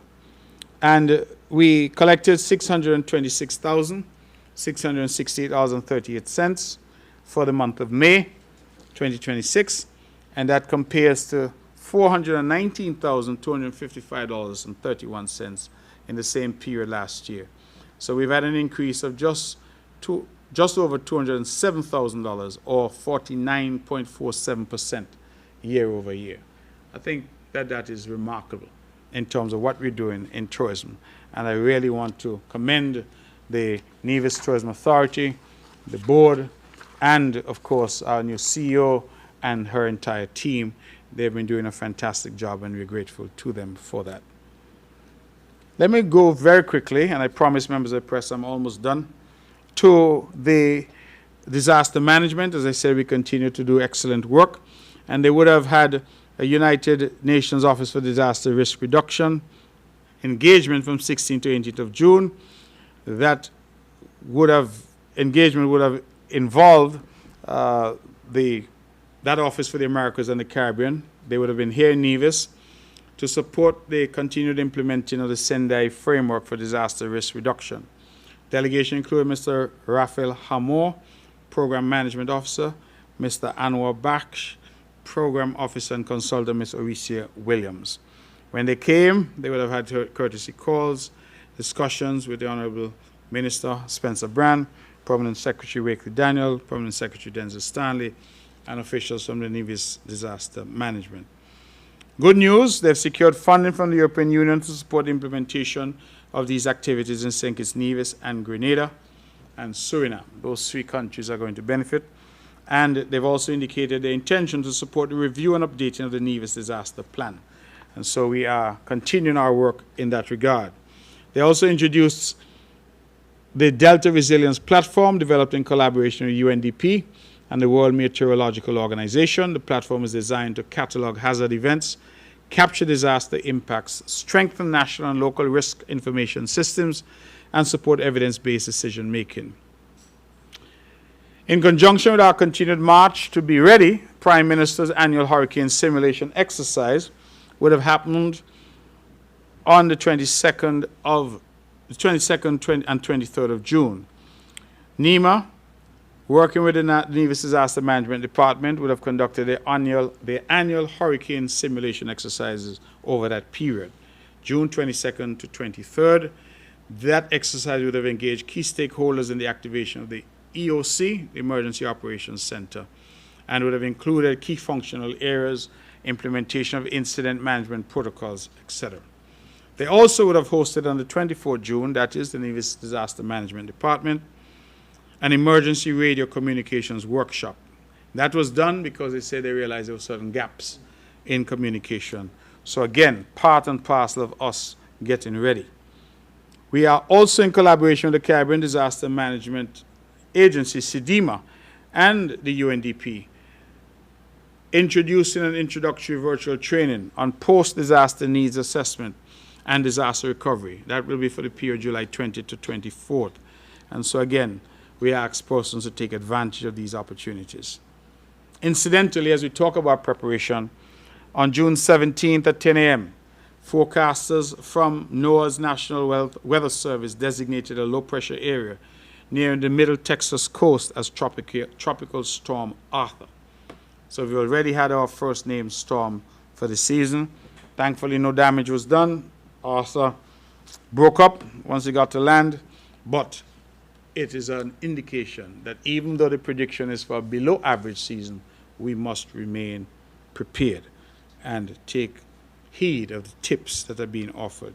A reminder, in Nevis, the emergency shelters are the Girls Guide headquarters here in town, the Pond Hill Community Center, the Ebenezer Church of God, Charles Walters Community Center in Hanley's Road, Franklin Brown Community Center, Cotton Ground Community Center, Barnesgate Community Center, and Jessup's Community Center. Quick report on water drilling. You know that we are relentless in Nevis and ensuring that our people have this essential resource, which is water. And as of Friday, 26 June, we are back at Descents drilling, and we're down to a depth of 400 feet. 2 previous efforts at Descents didn't work because the wells kept caving in. We lost some equipment. Some drilling equipment, yes, and some pipes and casings, but the drillers are saying that they now have a different methodology that they're engaging with, and Descents looks to be quite promising. So just so that we are aware, we have drilled in Maddens and had 2 very successful high-yielding wells. We have drilled up in Church Ground, Brazier's area. We're told that that well is also good quality. I think we're waiting for some samples of the water to come back. We send those overseas. And we're now at Descents trying to, again, get that well done. I'm happy also to report that a 500,000-gallon water storage tank, brand new, has been installed at Stony Hill. So that work is completed. That tank takes the storage capacity in Nevis to just over 4 million gallons. And I keep saying it because I think it's important to say that this did not come about by chance. This is not happenstance. This is planning. This is investing. This is execution of the plan. We invested first in our distribution network. We invested second in our storage. And we invested third in more water. The idea then is when you get more water, you have some place to store it and you have a way to get it to people. It makes no sense, based on our analysis, to get more water and have no way to get it to people and no way to store it. So we did things in a sequential way, and we continue to invest. So that 500,000-gallon tank is going to be critical. It's being sanitized now. Once all the checks are done, it will be pressed into service. So I again congratulate the Honorable Spencer Brand and his team. A job well done. I'm also very pleased to say to the people of Upper Brown Pasture Morgan Estate that your road is now complete. 100% complete. Some minor works are still happening where we're assisting people whose driveways were disturbed, and we have to come back there to do the cleanup. And normally with us, once we disturb your boundary markers, we tend to compensate by doing a fence for you. So we're going to go back to do the fencing. But the road, the carriageway is done. And I feel happy about that because I know how long those people have been agitating. They even sent a petition to me. So I want to again say kudos to Minister Brand and the team. But I also want to say kudos to the contractor, Mr. Egbert Clark. The reason I mention Mr. Clark is Mr. Clark has worked very closely with us. We know government sometimes doesn't have the resources necessary to pay all our bills on time. But when we find people who are willing to work with us, people whose love of country is so much that they say, I am going to work with you, I think that those people should be commended. So Mr. Egbert Clark, if you're listening, thank you very much. You have done yeoman's service for us on that road, and I look forward to driving on it myself. I've gone there from time to time and given periodic updates, but I do know that it will be welcomed by all who live in that area. Now, those of you who are motorists would also know that, again, in our relentless quest to be more self-sufficient, to provide better quality service to the people of Nevis, we would have invested in the road marking machines that are now being pressed into action to mark the entire Island Main Road and some of the secondary roads as well. The report that I've had up to this morning says that we have completed road markings from Camps to Maddens and from Central area in Gingerland to Beach Road. And you will see the workers out. That will be continuing. Now let me please sound a word of warning. The workers have reached out to me to complain that motorists are not slowing down, not heeding that there are people there working on the road, and that there have already been situations which have been dangerous to our workers. Motorists out there, please, we're asking you to be sensible, to be responsible. People are working on the roads. We know the roads in Nevis are nice and smooth. We know that because we built them. But we are asking you to use them responsibly. I saw something on social media, I think it was this morning, where somebody is begging for us to put speed bumps in Craddock Road. Why? Because the people who are using the roads are being reckless. And I'm urging you, please, to be responsible. It is not good practice to put speed bumps on any main road. That is not the way it is done. So be responsible. And I'm here to say, I've spoken to P.S. Daniel, who's my liaison with the security apparatus in the country. So I can say no, that we are working to bring about speed cameras on the island and a ticketing system that will be more automated, because currently you need to have an officer on site. So as you speed, we will be setting up speed traps, and you will cost you some money. Y'all remember the other St. Kitts did it, and there were howls of protests. The protests in St. Kitts got to a point where I'm told that the police forgave some of the tickets and decided that they will do things differently. I view what happened in St. Kitts as a cautionary tale, because what happened followed upon several major accidents that led to deaths on the island of St. Kitts. We do not want that to happen in Nevis. And so I am putting it out now that the speed traps are coming. And so our people, please drive sensibly on the road. The Nevis post office has asked me to tell you that they now have a new counter automation system recently installed. Initial training was first done during the early part of 2025, and the staff involved are now engaged in a trial run. The system is set up to fully function and implemented in early August. That system, we hope, will lead to greater productivity and greater security of customer information and, of course, greater accuracy. I will leave matters there then. I've been going on for a bit and invite some questions if there are any for me. Thank you very much. Good morning, Mr. Premier. L.K. Hewlett, Department of Information. Good morning, Ms. Hewlett. You mentioned at your last press conference that the NIA cabinet would be writing to the federal government regarding a timeline for basically signing off or speaking up on the Destiny Agreement that would have been sent to them some time ago. Since then, there's been talk of a meeting between yourself and Prime Minister Drew on that matter, but nothing has been, put out into the public if there was such a meeting. Can we get an update on that matter, whether a letter was sent and has there been any response, and will Destiny become a reality? Okay, if I'm not mistaken, it was in May that the Iceland drilling folks met with the NIA cabinet, and drilling, the CEO said that he would have liked to mobilize by August. You said that was quite ambitious. We would see how it goes. Can you give us an update on that process? NEVLEC recently reintroduced a fuel surcharge on electricity bills, and both the utility company and the Ministry of Finance put out statements as to why that had become necessary. However, the consumers, many of them were complaining that the public was not notified about it. They only realized this after receiving really, really high bills, and they were not prepared for such a hike. Why was the public not put on notice ahead of time? Thanks. Ms. Hewlett, thank you very much for your questions, as always. Update on Destiny. We did write to the federal government. We did indicate our anxiety that that project has now been with them, by our count, for 7 months. It has been in sync is longer than it was before the NIA.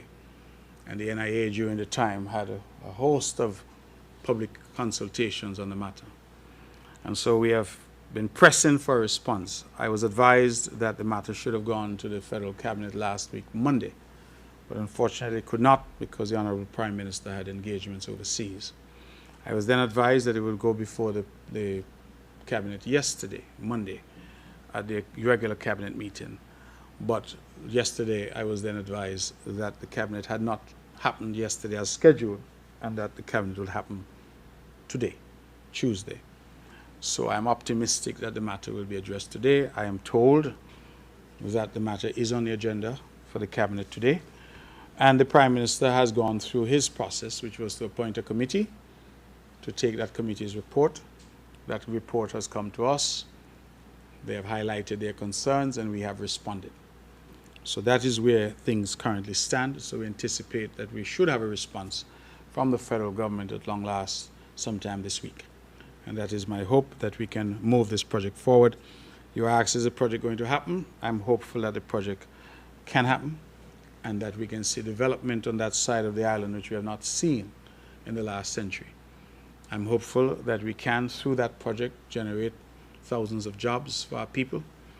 I'm hopeful that our people in the diaspora who are desirous of coming home can come home to see an island that is more robust economically, that our young people, average about 300 a year, who are leaving school can find meaningful work here, and that those youngsters who have gone away to study and want to come back to contribute to Nevis, that they can. I'm also hopeful, because the island needs people, that those who are our Caribbean brothers and sisters will continue to come to lend their talents to helping us develop and grow. For those Nevisians who continue to be alarmed at the idea of a large development, I share and understand your concern. But as the Premier of Nevis, we can't do things the same way that we used to do things and expect that we will be able to advance this island. We need to be able to take bold steps. I'm reminded that you will never know what is in the ocean if you're afraid to leave the shore. So we must be willing to take bold steps, and leadership is about taking bold steps. Leadership is about having a vision when even sometimes those around me doubt, but you press forward. And I can look throughout our history at a number of various game-changing decisions that were taken. And Social Security, going back as far as 1970s, was introduced. The same house of protest. People said, you're taking away our money.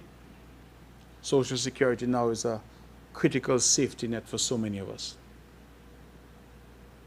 When the Citizenship by Investment Program was introduced in 1984, first of its kind in the world, many people scoffed, you're selling your passport. But look how the CBI has allowed us to change the landscape of St. Kitts and Nevis. In the Bank of Nevis, the idea was launched by our first Premier, the Honorable Dr. Simeon Daniel, a national hero. Right Excellent and Right Honorable Dr. Simeon Daniel. People scoffed. In fact, the only way that Dr. Daniel got that bank started was to approach 10 of his friends. And many people said, I will not put my money in that bank because it's Sim Daniel's bank. The bank today is celebrating 40 years. It's the second largest bank in the Federation and a critical piece to our economy. When the Four Seasons came in 1989, again the howls. Where are we going to pick our coconut now? Where are we going to catch crab? The Four Seasons going to take up the lands down at Pennies. Which of us today, Ms. Hewlett, can seriously argue that the Four Seasons has not been of tremendous benefit to the people of Nevis? How many Nevisians now have house and land and car and children have education because of the Four Seasons? And even people don't work there in terms of day-to-day. The farmers, the fishers, those who are diving conch and lobster, taxi drivers, the vendors, all have been part of what Four Seasons has brought. But we must face the reality. Four Seasons has plateaued. After 35 years, there is very little room for additional employment at that resort. And our people are now saying to us, our young people especially, we need new and different jobs. It's not only now about working in a hotel, in terms of housekeeping or laundry or restaurant, as the case may be. It is also now about people who can be engaged in positions involving technology, IT. People who can be engaged as chefs and managers and accountants. That is how I want us to start to think, because too many of us are consumed with criticism and cussing, but are not offering to the people of Nevis any solutions. I saw Dickon Mitchell, Prime Minister Mitchell, lashing out at the opposition in Grenada. And you know what he said? He said all they do is criticize. They don't offer any solutions. And he wants a debate in the country about solutions. And I have said the same over and over. I said either Dickon listening me or I listening Dickon. But said the same. We need the country to have the ideas contend. So there are many out there who are saying they don't want this type of development. They don't want a large-scale development. But what do they propose to develop that quadrant of Nevis, that sector, that South Coast? When you ask them that, they have no answer. And the misrepresentation just keep coming. The latest I heard is that there'll be a 14-foot wall around the whole. Somebody sent something to me where somebody characterized it as an unscalable wall. First of all, I want to know why anybody would want to scale the wall to go into people's property. Because that's where you have gates. Front gate, back gate. If you're there for legitimate purposes, you don't need to scale anybody's wall. But secondly, just think about the stupidity of advocating that they'll be having some 14-foot wall over 2,000 acres of land. When you have technology at your fingertips to monitor. It's not that Four Seasons doesn't have walls, or should I say, not that they don't have secured premises. They do. But they've secured it in their way. And nobody is building any enclave, walled enclave. That is the furthest thing from the truth. So you have all this propaganda out there. Oh, Mark Brantley only negotiated for 5% of the jobs to come to Nevisians. Well, I must have been doing negotiation in my sleep, because I, as Premier of Nevis, have always said Nevisians must be given the opportunities in their country. So these things are just said. And I just keep saying to our people, just be patient. The process must take its course. And the agreement will come to public scrutiny because it's mandated by law. It's not me say so. It's not due to some generosity on my part. It's the law says so. So let us just be patient and stop all the foolish speculation and just allow the process to work. Now, some people have also said, oh, 7,000 to 10,000 people are going to descend on Nevis tomorrow. Again, abject nonsense. The project has said that over the course of the project, they expect that as these residences are built out, people move into the communities, that they expect this number of people. If I can use Four Seasons as an example. Four Seasons only in the last several months have started their final phase. Four Seasons have been with us for 35 years. So what that tells us is that this project is likely to be a project that is going to be contributing over many, many years. And for those Nevisians at home and abroad who are afraid, who are concerned, I say to them, let us take heart and be courageous. The reason I say that is because as we look around our region, we have islands the same size like Nevis. We could look as close as St. Martin. I'm told that Nevis is bigger than Tortola. The island of Tortola, that is. Of course, Tortola has the other islands for the BVI. St. Martin. Nevis, at 36 square miles, is 1.5 times the size of Bermuda. Bermuda, I believe, is 21 square miles. But Bermuda has 65,000 people living in Bermuda. Nevis is 1.5 times the size of Bermuda. We have 13,500 people living here. When I go away, we have 13,499. How are you going to build an economy? Build a country? When our people say we want the best health care that's available, we want the best infrastructure, the best roads, we want energy.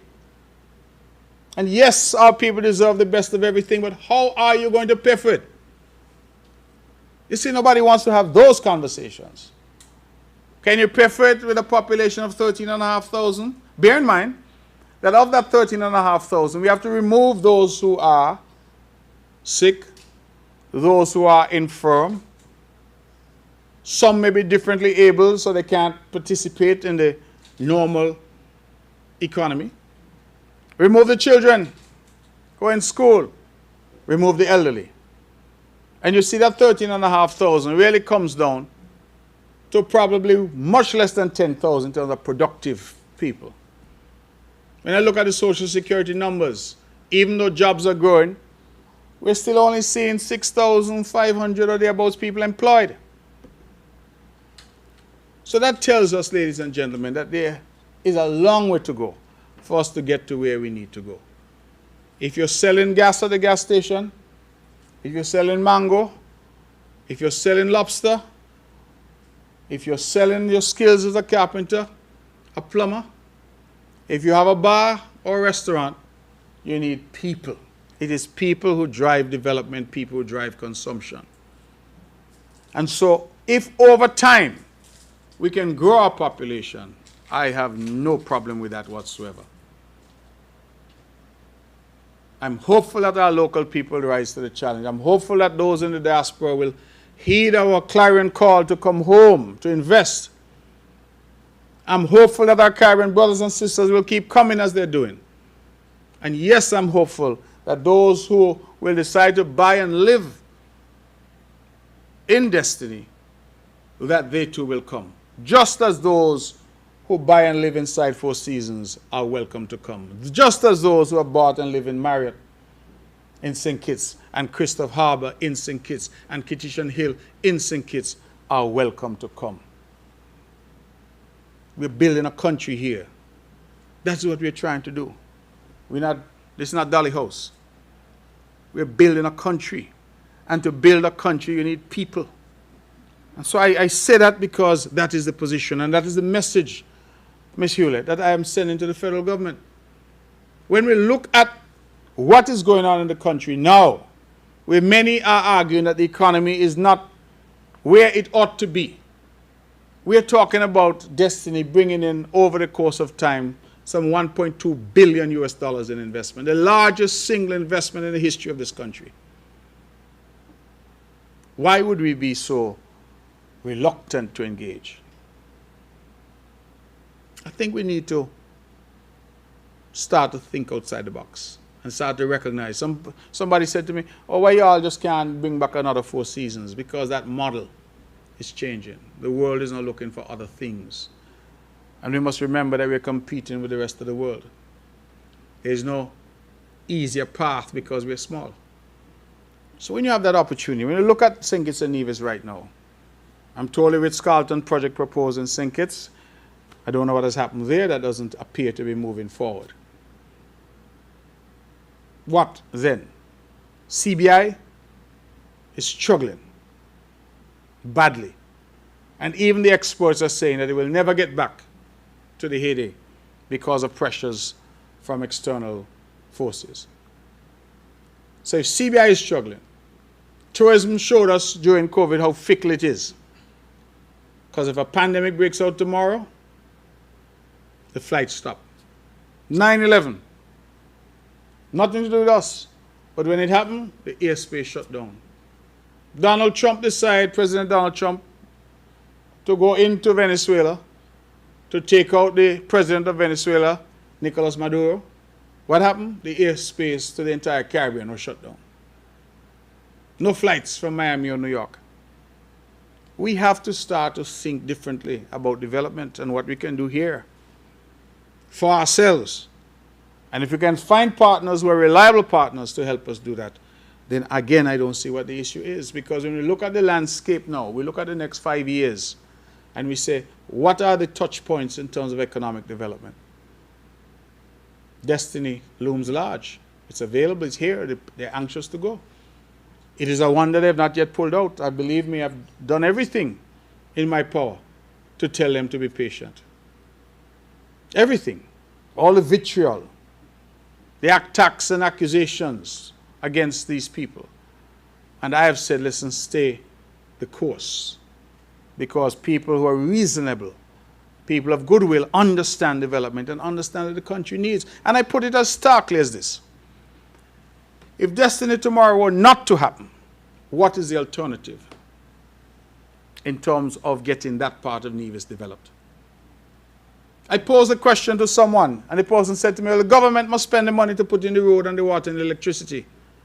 I said, yes, government must spend that money to put it into private lands at a cost to the taxpayers of over $150 million when we did some preliminary costing. Who's going to pay for that?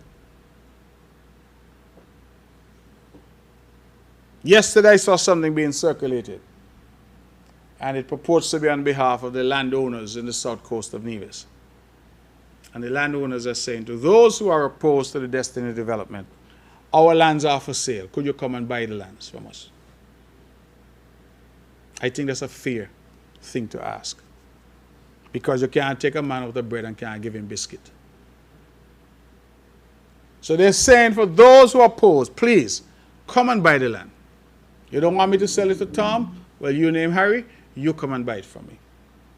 And I'm curious to see how many takers there are going to be, because a lot of us talk. That's the luxury that we have. We have a mouth, so we talk.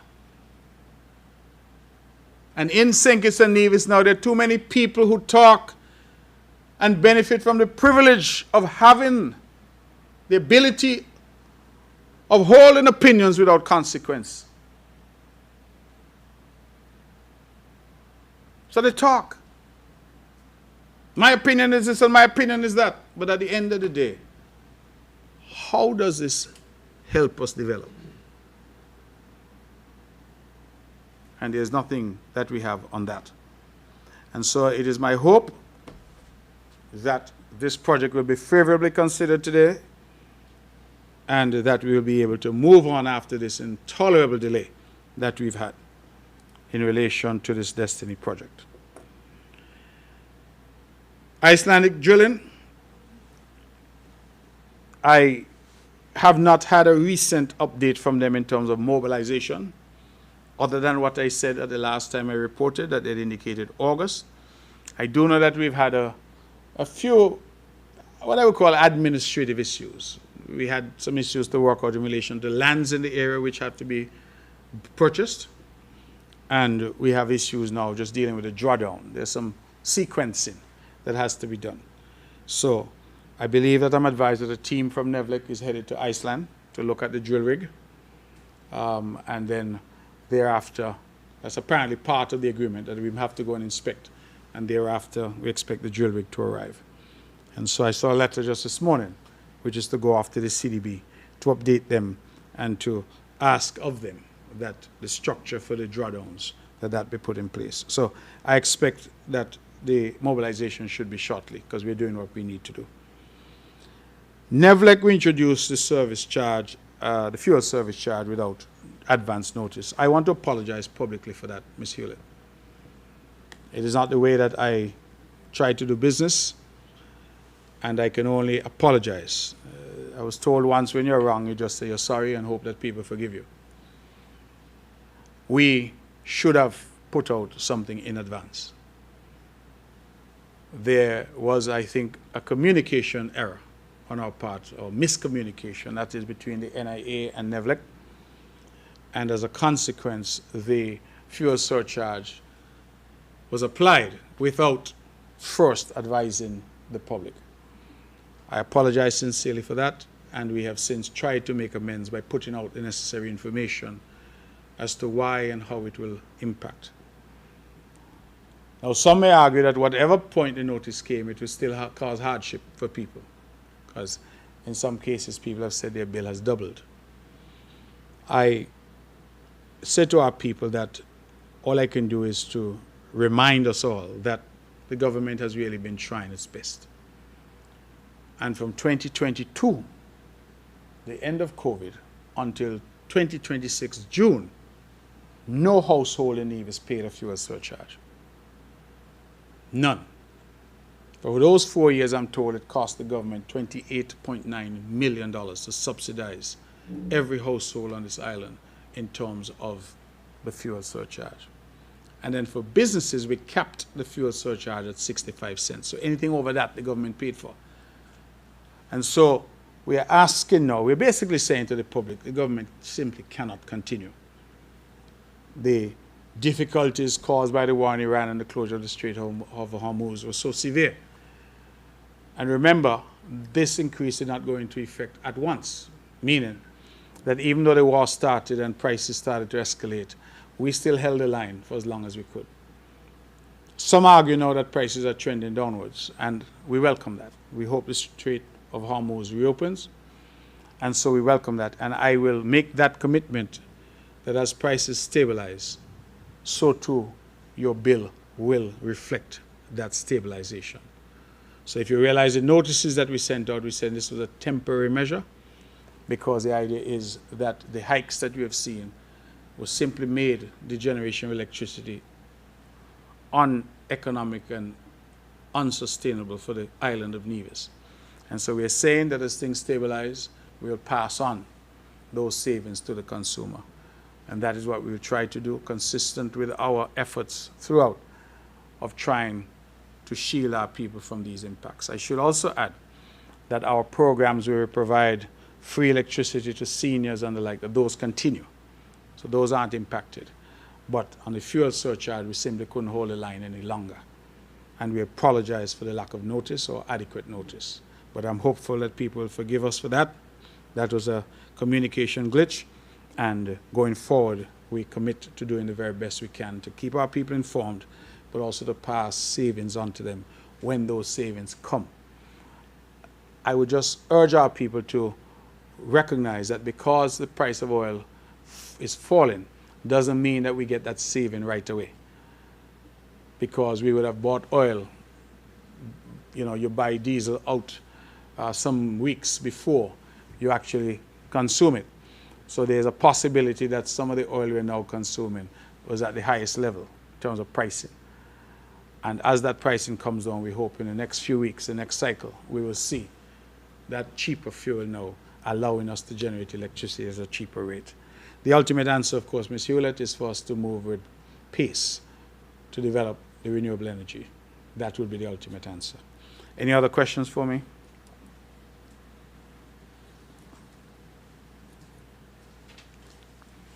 Good morning, Premier. Good Glenn morning, Bart, Mr. Bart. Television Caribbean, TVC Channel 40. Did you say TVC? TVC, Channel 40. yeah, Channel 40 Thank you. on the cable.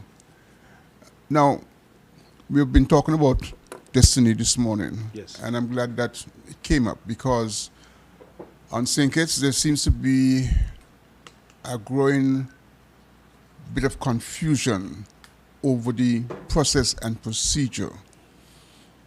And I would like you as a lawyer, because you have the legal background, to take us back to the SSC legislation, what it says, what does it do with regards to the land on Nevis, because there's some people who seem to believe that the federal government has some kind of say about the land on Nevis. And then take us through the procedure once the NIA has basically said, well, this is the project that we are supporting, and it's gone over now to the federal government. What happens? How does it end up in Parliament? How does the report end up in the public domain for review and input and that kind of thing? So I'd just like you to clarify this whole procedure so that it makes it clear for everyone else. And then my second question now is relating to the airport. Some people are saying that there seems to be some kind of slowdown, stalling in terms of the payment to persons who had land who needed to be removed. Can you clarify that in terms of how fast can this project really get off the ground and you can see action taking place? Okay. Mr. Barr, thank you. Great questions as always. I'll take your last question first. That has to do with the airport. You said stalling for payment of lands. I'm not aware of that. I genuinely am not. I know that we had secured a $20 million facility from the National Bank, and as far as I was aware, landowners were being paid. It is true that some landowners didn't have their documents in the correct order, as is and can be expected. But my understanding is that landowners have been paid. I know, for example, a landowner on the bad with directions, but in the direction of the Nevis Plantation Hotel. That landowner we had to acquire, I think it was 17 or 18 acres. That landowner has been paid in full. Other landowners, as far as I knew, this was being handled through the legal department. So if that is happening or is being said, I need to investigate that because the funds were made available and I know that we've been paying out landowners for their lands in that area. Going to the SSZ legislation, you said what does it say in the federal government? Let me be very clear, Mr. Bart, that the federal government has no control over land in Nevis. Let me repeat that. The federal government has no control over land in Nevis. That is not a question of any SSZ. That is the Constitution of St. Kitts and Nevis. Land in Nevis falls to the Nevis Island Administration. Now, let me add a further point, that private lands aren't controlled by any government. So in the case of the lands at issue here, that is the lands on the South Coast, those are owned principally by private landowners. The only significant parcel there that was owned by government, there was a parcel owned by the Nevis Island Administration. And that parcel, I believe, was, I can't remember the precise number, but close to 300 acres or thereabouts. That parcel was transferred in 2012 by the NRP-led administration at the time to the National Bank as part of the land for debt swap. The National Bank, therefore, is the owner of that parcel of land. And the National Bank, my understanding is, has agreed, like many others, to sell to the Destiny developers. We will have an engagement with the National because if that sale is consummated, then the question would be, of course, to reduce the debt. That's what the land for debt swap was all about, by the amount of the sale. Yeah? So that is the government land. If you have your private land, whether in that area or any other area, the government doesn't control your land. So the broad headline really is to say that in Nevis, lands fall within the constitutional remit of the Nevis Island Administration. The federal government has no role to play there. If the federal government needs land in Nevis for any reason, then they reach out to the NIA to acquire that land. But in terms of the Prime Minister, the sustainable development, I think you call it in St. Kitts, having jurisdiction over land in Nevis, that is not the case. Land in Nevis is either held by the Crown, that is the NIA, through the Crown, or it is held by the Nevis Housing and Land Development Corporation, which is the entity, statutory entity that holds most of the lands in Nevis. So I see people have tried with that red herring, but it has no constitutional basis whatsoever. Land in Nevis is not controlled, the federal government has no say in terms of what happens in relation to land in Nevis. No. The issue of the federal government and their involvement, it was because this SSZ legislation was designed to attract a different type of investment and investor. If these people are only doing another four-season resort or another Marriott resort and they want to do it in Nevis, then there would have been no need to involve the federal government. It's because they wanted to create a special zone, as it's designated, special sustainability zone. That is why the federal government is engaged. And this legislation, even though some have commented adversely on it, is the first bit of legislation in the country that requires a development to come to the public. The very first. Sometimes in our effort to criticize, we ignore the realities of the situation. We have had significant developments before, Mr. Bart. Christopher Harbour, I am told, occupies some 2,400 acres. Many people don't realize that from the time you leave the tunnel from Frigate Bay, you're into the peninsula, and that the vast majority of that land is owned by one owner, Christopher Harbour, or through their landholding entity, whatever it is. 2,400 acres, I'm told, is the number there. Nobody has ever seen the Christopher Harbour Agreement. You, Mr. Bart, as a member of the press, will correct me if you've ever seen it. But I don't know anybody in the press has seen it. The public has not seen it. In fact, I will tell you that I have a good friend who invested in Christopher Harbour and indicated that portions of the agreement were shared, meaning that they were shown the portions that that investor could benefit from. But the agreement in its entirety has never been published anywhere. You and Ms. Hewlett and the various members of the press have not had an opportunity to peruse it, to analyze it and dissect it. I say the same about the Marriott Agreement. I say the same about the Four Seasons Agreement. I say the same about the Kittish and Hill Agreement, the Ramada Agreement. None of us have ever seen them. So this SSC legislation is actually a quantum leap forward in terms of transparency. Because by law, the agreement ultimately has to come to the public, and it has to be debated both in the Nevis Island Assembly and in the federal parliament. It requires both parliaments to give it affirmation, to say, yes, this is what we want.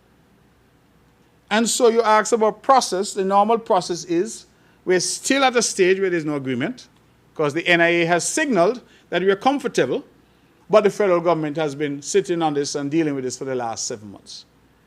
We hope to have a decision from them this week, as I've indicated.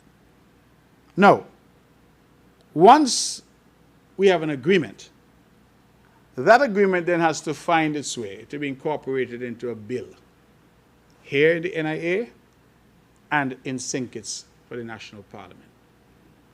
That bill goes out then to the public after its first reading. The Bar Association, everybody has an opportunity to opine, share their views. Those views are then taken into account, and the bill then goes for second reading at some point in the future with full debate now, where opposition, government, everybody gets an opportunity to have their say. And during that process, the bill then can be amended. Changes can be made. So, during that process, and it happens all the time for those who do pay attention to Parliament, I get up as leader of the opposition in the federal Parliament and say, I don't like this section, this fine is too harsh, this what, and you get amendments along the way. You also can get amendments even before the debate starts, because sometimes stakeholder groups would write and say we have a problem with this, that, or the other, and the necessary amendments will be made accordingly. So this process is actually lengthy.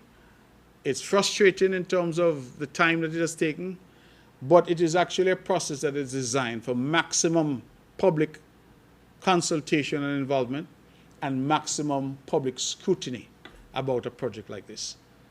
And for many who have been quick to criticize, I have not heard that type of analysis, because, as I said, we have a lot of other projects here. Fort Thomas up there, they said they're building the Taj Mahal at Fort Thomas. A replica of the Taj Mahal is what is being built at the historic Fort Thomas Hotel. Have we seen any agreement on that? Nothing has come to the Parliament, and nothing will come to the Parliament. But that construction is going on full speed. So we just have to, I think, in the country to, as I heard one commentator say, there's a lot of heat being generated, but very little light. We need to tone down on the heat and start to look at development now and say, well, listen, where are we going and how do we go about it?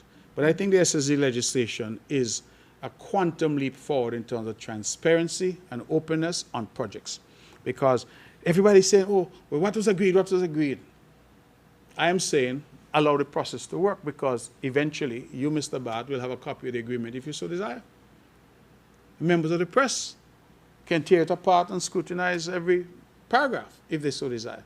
I am no doubt that we'll have press conferences and you'll come and you'll ask me about Article 82 and Article 212, because you would have had the benefit of seeing it. No other development have we seen that for. And I think that that in and of itself speaks well of what we have sought to do at the national level about this SSZ and what it is they're trying to bring to the island. So I think that when we look at development in the main, this legislation actually is a big step forward for us. Rather than, I hear words like secrecy and this is being done, and there could be no secrecy with a project under the SSZ. Because there's no secret deal or secret arrangement. It has to go to Parliament. And anything has to go to Parliament means it has to have public scrutiny. And that is the process there. Any other questions for me?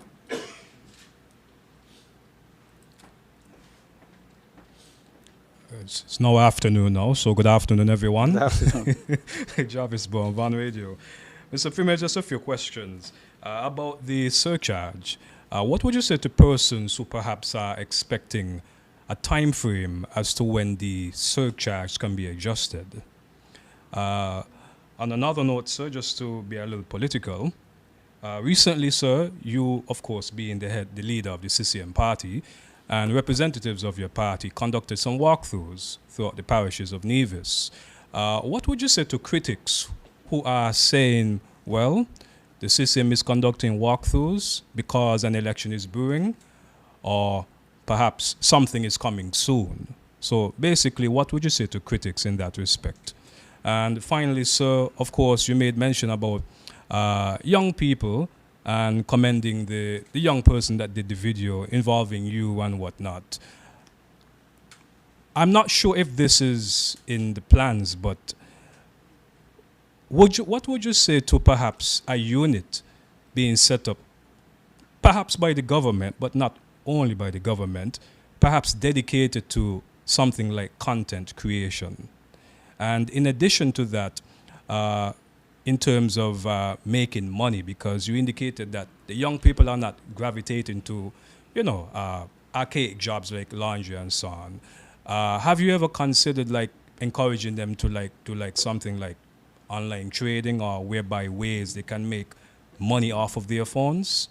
And those are my 3 questions, sir. Thanks. Okay, Mr. Brown, thank you very much, and welcome back. I haven't seen you at the press conference in some time.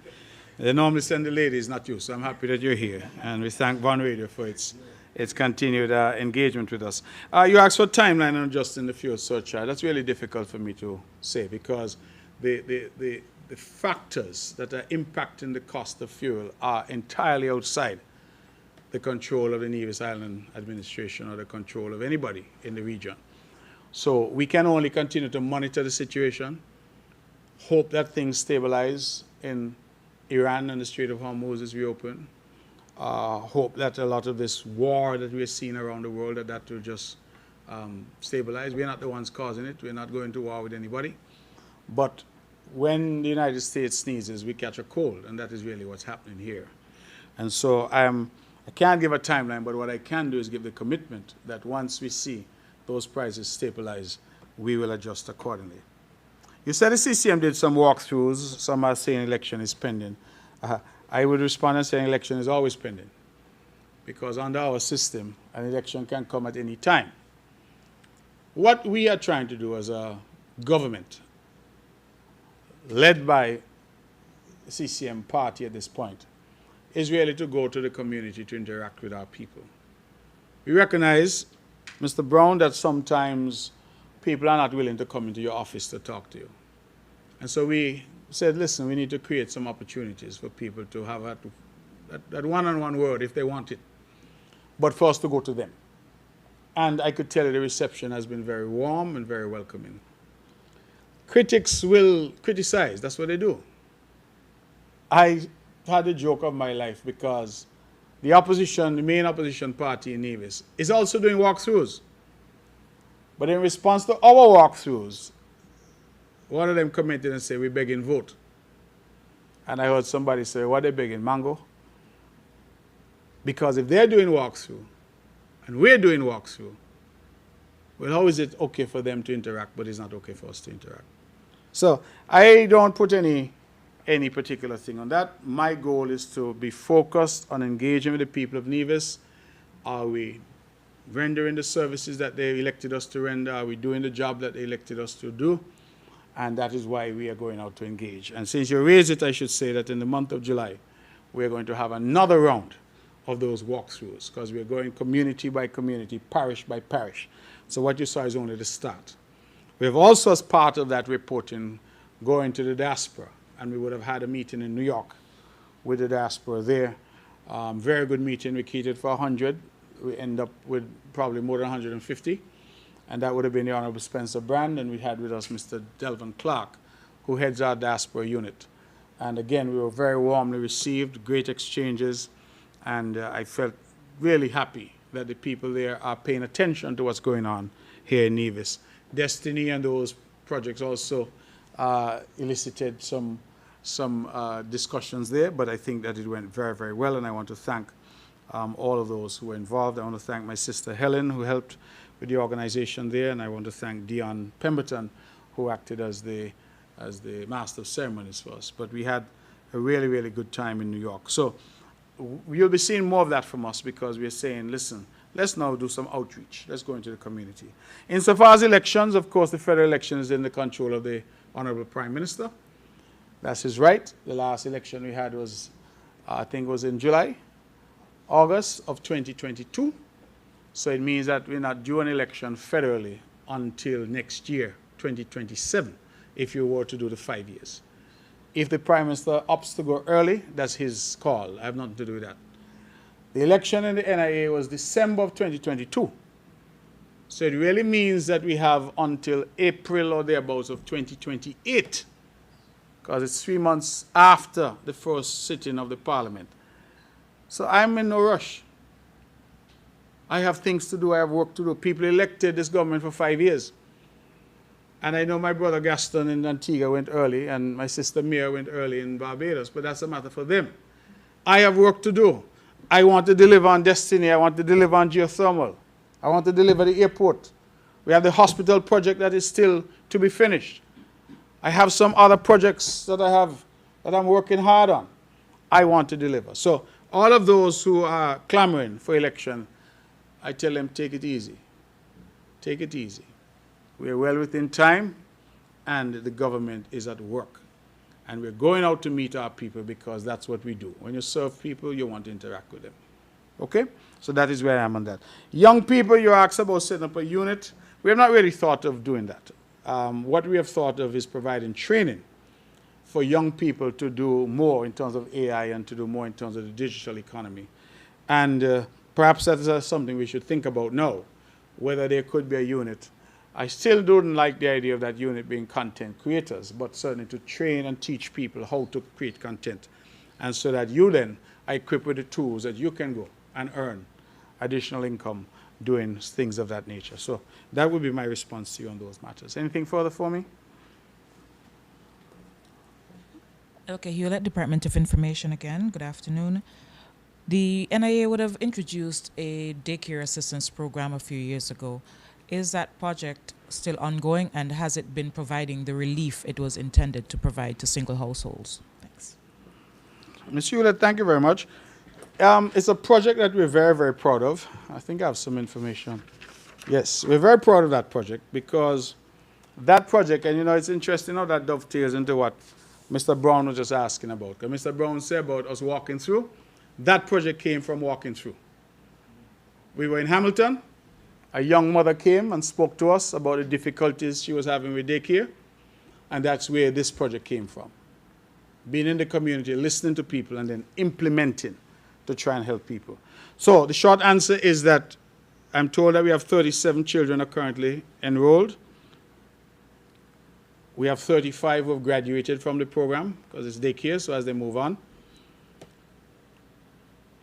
13 graduated in 2024, 22 graduated in 2025. Over the period 2023 to 2025, we've invested $278,475.95 in providing that support. And I want to just remind us that that support goes to the daycare center. So it also helps to support those businesses that have daycare facilities. So far for this year, we have invested $56,000. And an important point, Ms. Hewlett, is that registration is open all year round. So there's no cutoff. So for example, if you started the year, you were employed, you were being able to handle your daycare for your children, and then maybe you got sick. Maybe you lost your job. And you now have a struggle. Come and talk to us, because we recognize that daycare is an ongoing, everyday thing. And we also recognize that a lot of our children get their primary foundation in daycare.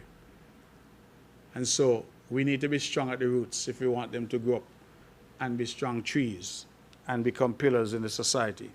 So 37 children are currently enrolled, 35 graduates from the program thus far, and based on this expenditure here, $278,000 plus $56,000, we've spent well over $300,000 already on this program since it was introduced.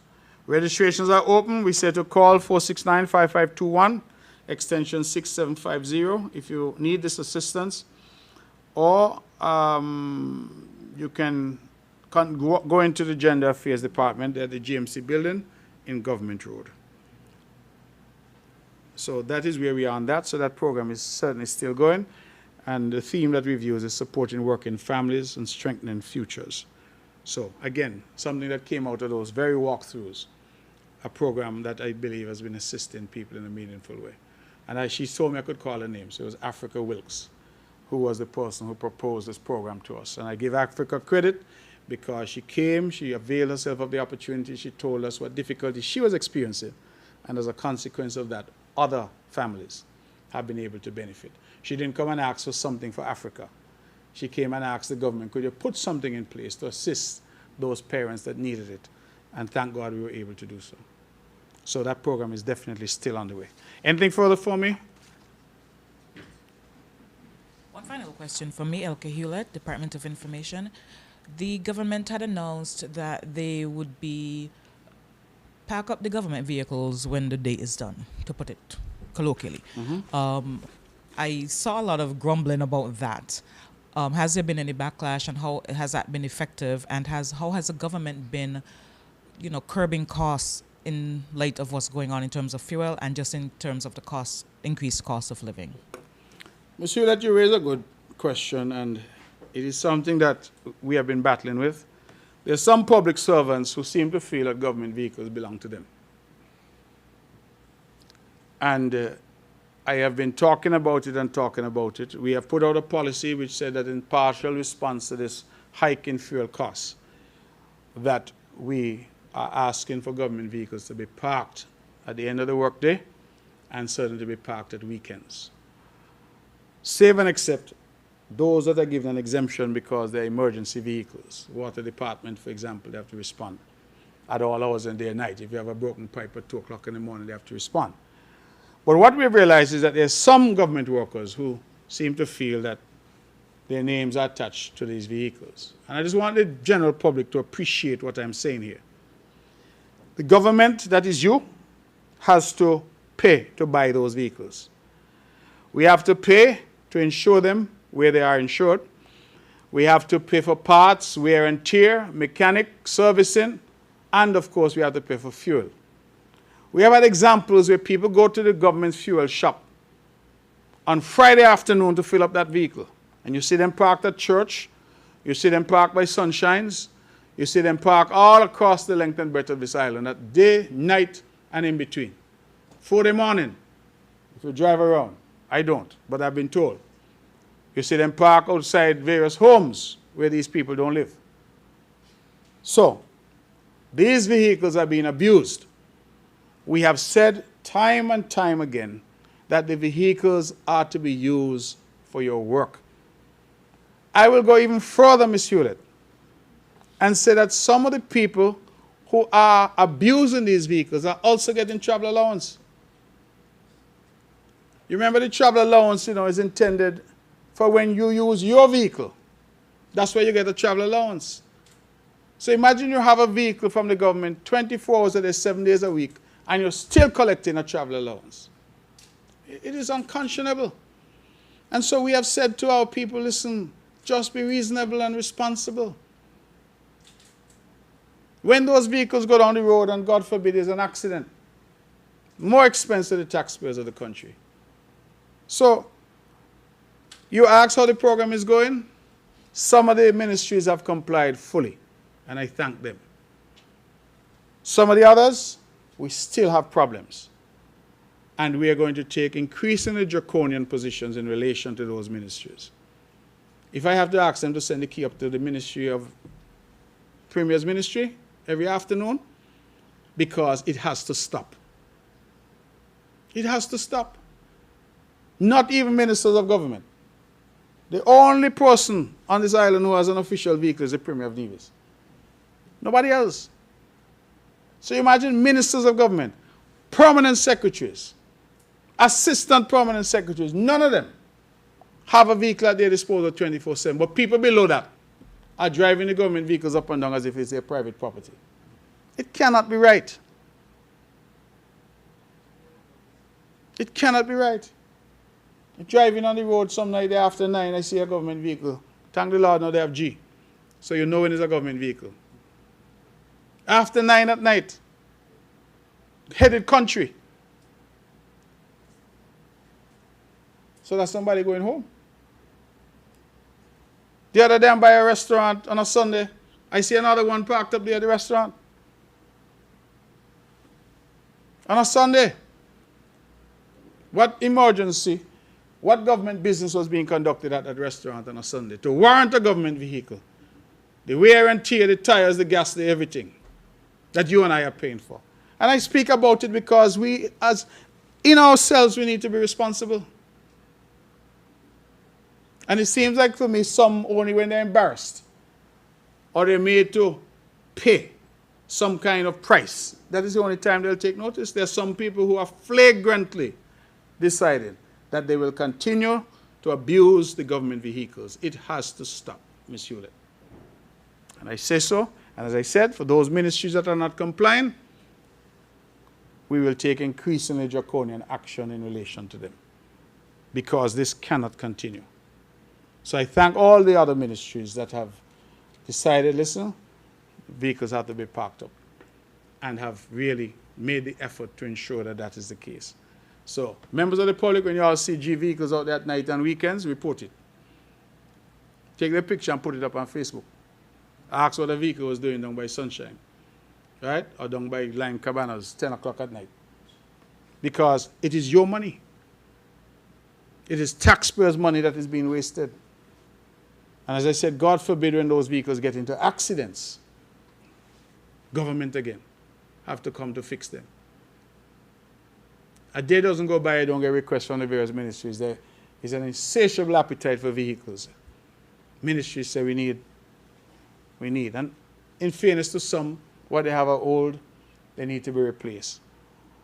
But it's hard to justify buying vehicles to give to ministries to then see functionaries in those ministries abusing the vehicles.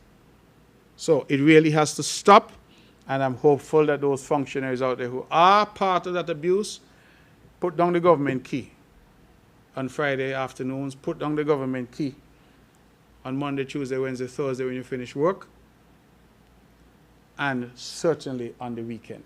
This whole practice of going up to the garage to fill up the tank on a Friday afternoon for your linemen on the weekend, that can't continue. Any other thing for me?